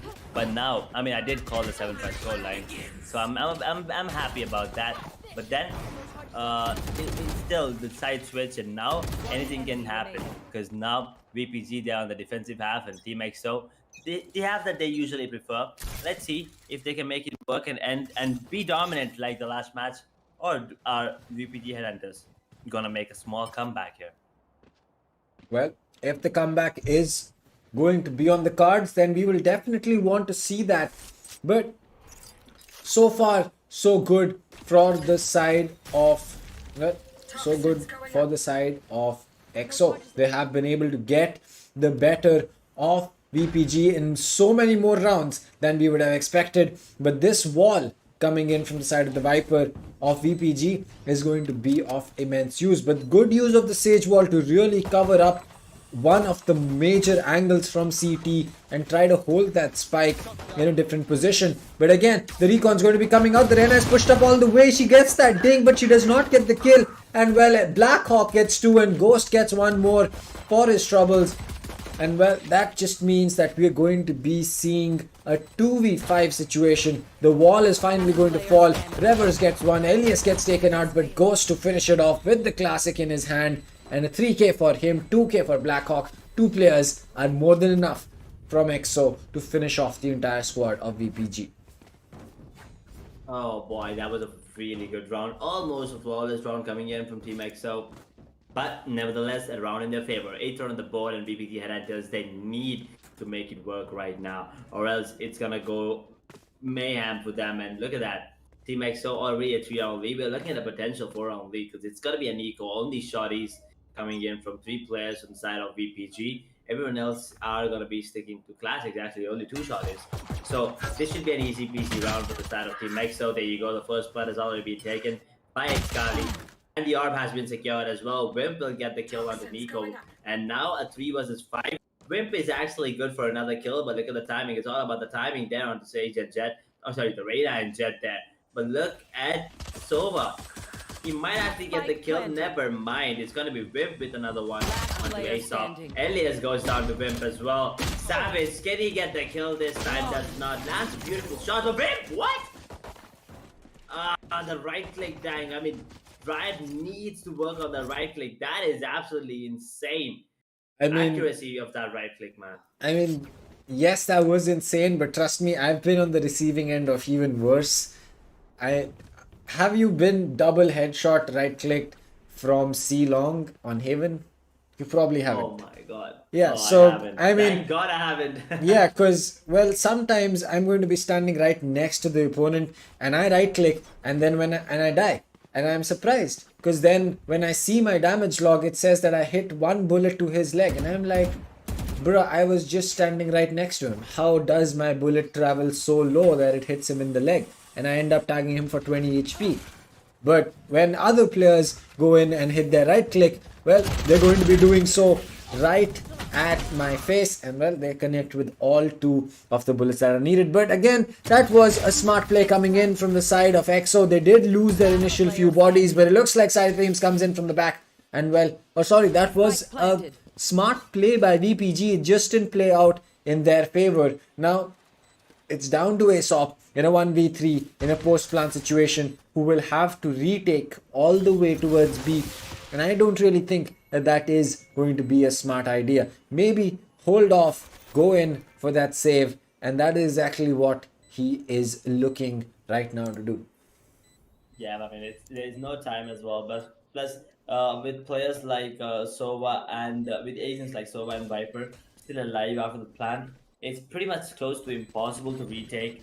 Oh no, ASOP might get one, might get two actually. There you go. Gets himself a double kill. So that's a little bit of boost, confidence boost coming in, and a bit of economy damage, but doesn't really matter because Team EXO, that was their bonus, right? And VPG Headhunters, they are sliding off the edge right now. They're still laughing, but I'm pretty sure those smiles are going to be wiped off their face pretty soon if everything goes the same way it's going right now. Team EXO, 2 more rounds and then we're looking at a map and series point for them.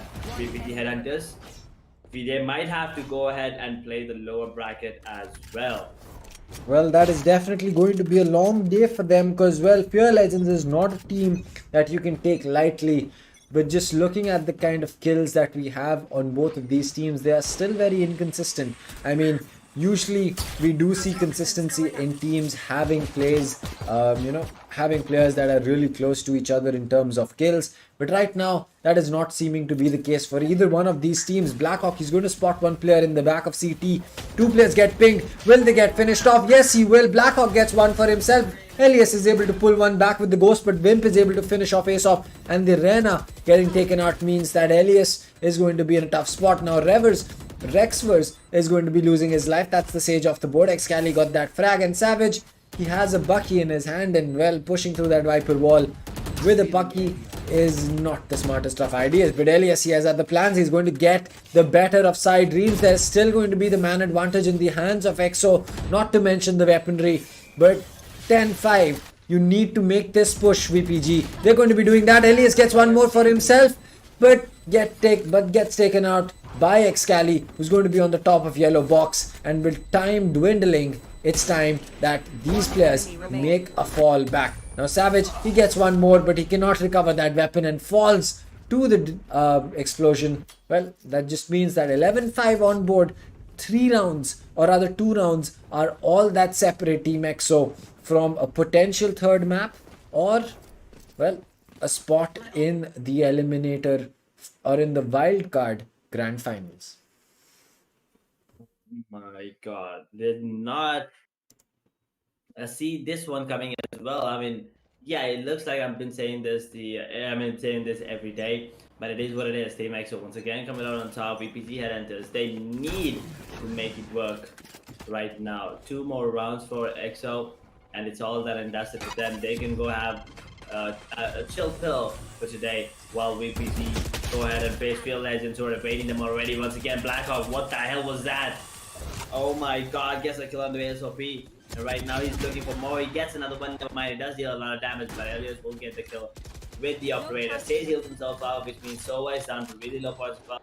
might be going down as well. Resurrection available inside of Team X, so Blade Stomp is also up and ready. Sasuke gets one, but Rippin goes with an instant trade. Savage is still up and...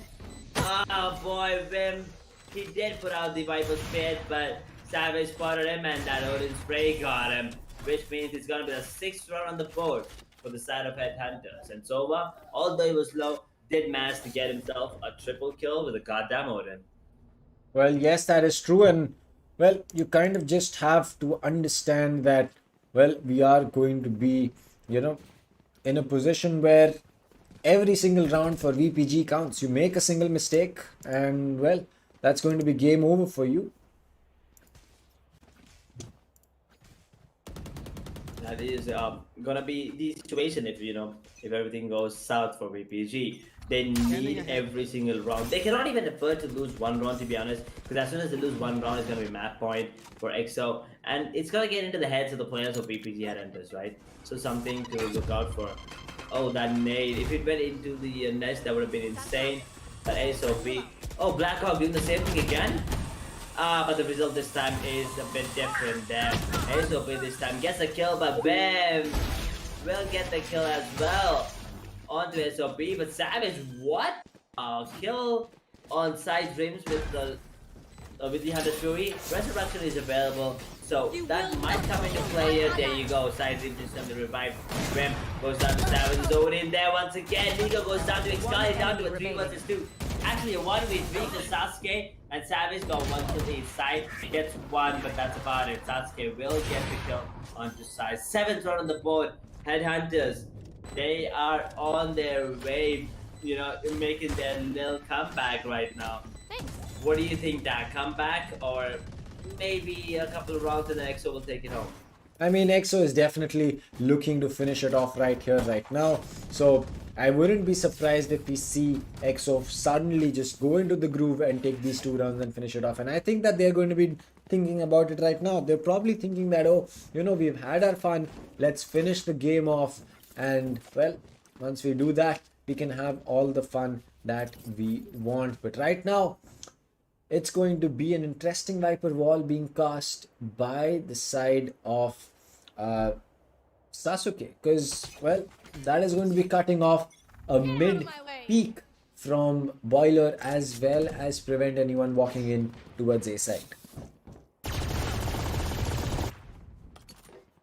Now Aniko coming in from the team. So this should be a 3B round for the side of VPG Headhunters. It's gonna be Elliot with the kill on the side. There's the goddamn operator as gets the kill on the ghost with the Vandal. Up close, Sasuke judge. Let's see if he can get the kill. Never mind, it's gonna be Wim getting the kill on his counterpart. Viper there, and oh! Actually, Scotty might land that kill, and SOP! Ooh, that is precision at its best. And he didn't even spray, he was like burst, kill, turns around, burst, and you can see the smiles are back on the faces of the players of VPG Headhunters. Well, the gap is reducing, and EXO, well, they need to wake up, because if they don't right now, they're going to be feeling the problems in the rounds going forward. And so it just comes back down to the fact that VPG is a team that will not give up. But EXO, they get overconfident a little too quickly. They end up losing a lot many rounds. And, well, sometimes losing those rounds just means the difference between them surviving to see another day or them losing their life out. Now, Wimp is going to get spotted for quite a few HP, but Ghost is there to help his teammate out, and the head is going to get spotted. The second shot cannot land by Elias, and that will mean that Excali will recover that operator for himself, and that should mean a lot of trouble for the side of VPG. Nowhere to run!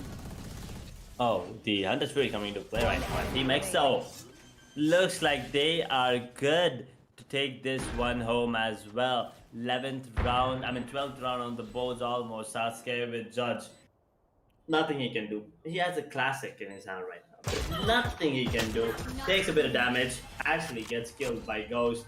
12 to 8. Team EXO on the verge of closing things up and walking away with the map and the match and making their way to the grand finals of the wildcard qualifiers here. Well, I can safely say that the prediction that I put in is turning out to be true. I expected a 13-8 at the 13-9, and well, we're already at the 8. We're just waiting whether is it going to be a 13-8 or is it going to be a 13-9. Well, yeah, I'm not sad because I was just one round off. If it ends right now, I'll take it. But if not, then you would be on point with the 13-9 prediction that you made. Oh no, the recon. Oh, that is just unfortunate. And now Blackhawk, wait. Everyone's missing right now. I mean, wasn't that chalk that supposed to have a bounce on it? Unfortunately, he forgot to do that, which means that Blackhawk will not be taking any damage here, thank. Well, that is just going to be something good for the side of EXO and something bad for the side of VPG. But Sai is going to be spotting out Verena, who will get pinged. She will get that kill. Falls back through the Viper wall. Will she get another one? Yes, she will. Blackhawk gets the better of the player playing on rafters. That is going to be the Sova. Sasuke gets one, but not before he gets traded out. And all now is on the shoulders of Wimp. Will he be getting this frag? And the next two to make sure he can pull a 1v3 off. He gets the first frag. He's still down to 40 HP. So he needs to be a little careful, especially with 6 bullets in the magazine. He's going to get another one for himself. It's down to a 1v1, but the operator comes out and Elias connects. And that will mean that no clutch for Wimp. But at least they are going to be still having match point for themselves. For a second, I actually thought Wimman actually. I knew for a fact that as soon as he got that kill, he goes back to safety. He wanted to ult, I believe. I don't know why he took a pile there. He should have just ulted, and that would have given him maybe a good fighting chance. Because look at this, he had the ult active. Maybe he wanted to make his way into the side, planned and then ult. But unfortunately, that did not go in his favor. And once again, Team EXO, the economy is looking a bit iffy. Recon bolt. I mean, sorry, the drone spotting out Jet there and Side Dreams. I was just gonna get taken down by Elias's operator there. Well, you're going to be having the first blood in the round go to Elias's. Sova gets taken out. That is a big pick, but the head is going to get spotted out from the side of Excali as well. That could mean that Sasuke could be getting a free frag for himself. Now, with that out of the way, Excali is still going to be alive and kicking as he gets the better of Elias this time. Well, it means that we will be seeing a resurrection get popped as well from the side of VPG Sage. Yep, a 5 versus 4 weighted situation. Dead is kind of low, getting healed up right now. Ghost gets a kill into Elias. Excali, beautiful shot as a Sasuke. Down to a 3 versus 4. Make it a 3v3 because Savage just picked out. Ghost actually scratched that 2v3. Scratch that again because Nico got another one. Oh my god, he's scratching everything. Because I'm scratching my head right now and so are the players of VPG. Because that was an insane round coming in from Team EXO. They did have the resurrection available, but they did not need that. Because VPG, although they did resurrect Elias, they could not resurrect the round. They is done and dusted. 2-0. Team EXO walk away the winners of the upper bracket final as well. Take down VPG Headhunters in the map number 2 Icebox, the map pick of VPG Headhunters. And they did beat them in their turf as well. So, yeah, you're right. You're on point with your prediction, Dang. But 39 is where it is. But Team EXO, 2-0. Moving on forward to the grand finals of the Wildcard qualifiers and VPG Headhunters. Tough day for them. And a long day for sure, because now, after a short break, they need to fight Fear Legends in another BO3 series. Well, yes, that is definitely true. Now, for Team EXO, they're going to be the first team who is going to be making their way to the grand finals of, well, the wildcard entry section. So, for these, or rather for the team that is going to be VPG, well, that is going to mean that they will have to fight at least another day to make sure that they can face EXO once again and try to pull off, a revenge victory. But so far, it just seems that, well, it has been EXO dominating constantly. Yes, they've gotten overly aggressive in, they've gotten overly aggressive in certain sections of the map, but they also have been able to pull the rounds back. So I really don't know why that is something that EXO does, but I guess it is what it is. It is what it is. I mean, just a beautiful, showcase of skills from both the teams here. But today, once again, Team EXO was the better team of the two. I mean, at least for now, right? Maybe VPG will beat Field Legends, and then we'll have a rematch tomorrow in the grand finals of the wildcard qualifiers. But that is something for later. Right now, it's all Team EXO. Everyone's gonna be happy about it. Everyone is looking forward to the map. So for tomorrow, for the grand finals, that is. For Team EXO, they can take a chill pill. VPG Headhunters, they already played 2 matches. They need to play 3 more, potentially 3 more, but they definitely need to play 2 more. It might be a bit tiring, and going head to head against players of Field Legends who are coming off of a break. I mean, they haven't played any matches today, right? I mean, at least scrims. Maybe they played casual MMs or something. But going against Field Legends who are up and ready, fresh and ready. So I'm a bit concerned for the side of VPG Headhunters, but it is what it is. What needs to be done needs to be done. Team EXO are your winners for today, and VPG Headhunters are going down to the lower bracket to fight Field Legends. Well, I'd say that kind of VPG has the advantage because, well, one thing's for certain, and that is going to be that warm up in matchmaking versus warm up in a competitive environment is very, very different. And well, which is why I feel that simply because VPG has played a game, they are going to be having that slight bit of advantage over this side of Fear Legends. Now, again, that could be something that is not true, or could be something that does happen, but either ways, I'm going to be really excited to see what these two teams are going to be offering. Yep, I cannot wait for that too. And now, I mean, yeah, the analysis that you've made, I agree to that a bit, but at the same time, I still think that Field Legends might have a slight advantage, just because of that, break. I mean, since they're fresh right now, right? So maybe, but that is something to look out for later, because right now, Team EXO versus VPG Headhunters, 2-0 in the favor of Team EXO, and VPG, they're gonna have a break, but we're gonna be back dang with a bang.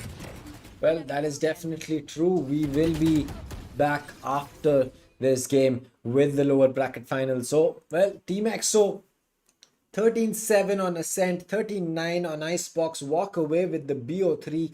Excali this time on top, followed by, and I mean, everyone is kind of alternated. Excali, then Aesop, Wimp, then Sasuke, then Blackhawk, then Savage, then Side Dreams, and Elias, and then Ghost, and then Nico. So both of these teams had a good game, and looking at their recon ratings all the way up to Excali, and well, all the way down till Savage, and even Sai for that sake, you can see that their ACSs are going to be really close to that 200 mark, which is where you would want to keep your average combat score.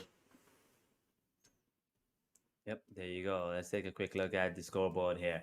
Excali, 26 kills, 15 deaths, econ rating of 88 for first bloods. Aesop, he did a really good job on the Reina there, to be honest. 19 kills, 18 deaths, 6 first bloods. Absolutely impressive. Wimp, on the other hand, did get 19 kills and 1 first blood, but Sasuke, his counterpart, did a good job as well. 16 kills, 54 econ rating. Blackhawk was the other one that was impressing me actually on the Rays. Once again, I mean, we were talking about this as well, Dag. The Rays and the Sazzles, absolutely beautiful. So 13 kills, but he does have 5 first bloods. Something to look forward to. And at the same time, Savage, 15 kills, 1 first blood. Sai, his counterpart, sits on 15 as well. But both of these Sovas have did their job respectively with the drones, the recons, the shock darts, and the Hunter's Fury. They were on point. Elias, not the game that he wanted, unfortunately, only has 13 kills and 3 first bloods. Ghost, once again at the bottom, but he still had a good game. He still has a positive KD. He's a sage. Keep that in mind, fellas. Not every game is a Sky. Not every game you play like a duelist. Not every game you top fry. Sometimes you pick Sage, you give your team the best support that you possibly can, and you win games just like this one. 13 kills with 2 first bloods and 8 spike plants. And at the same time, Nico, that is Rex verse, he is the sub actually coming in. So may not have, went in with a really good coordination, but he's still up there. And the bracket looks something like this. Team EXO moving on forward to the grand final, while VPG Headhunters will be catching them once again in an hour there, Dang, against Field Legends. Well, yes, that is true. VPG will be taking on Fear Legends, and well, that will be a game that you will not want to miss. So make sure that you freshen up, make sure that you are ready for this lower bracket game coming through, because well, we are going to be heading for a short break, and well, we'll be back on the other end with the VPG taking on Fear Legends. Now, one thing that we would really like to point out before that is going to be that Team EXO is still not guaranteed a spot in the playoffs. If they win in the grand finals, only then will they be making their way to the grand final. So with that out of the way, well, it is time that we take a short break, and we will be back on the other end of it with the lower bracket finals. And well, at that point of time, whichever team loses, see ya later.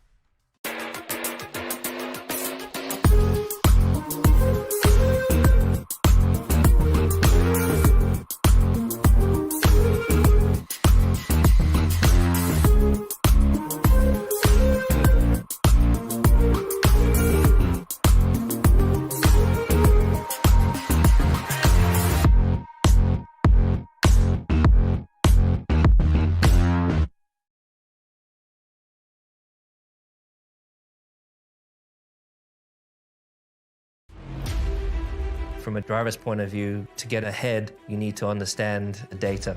I have over 20 buttons on my steering wheel that have a direct link to how the car behaves.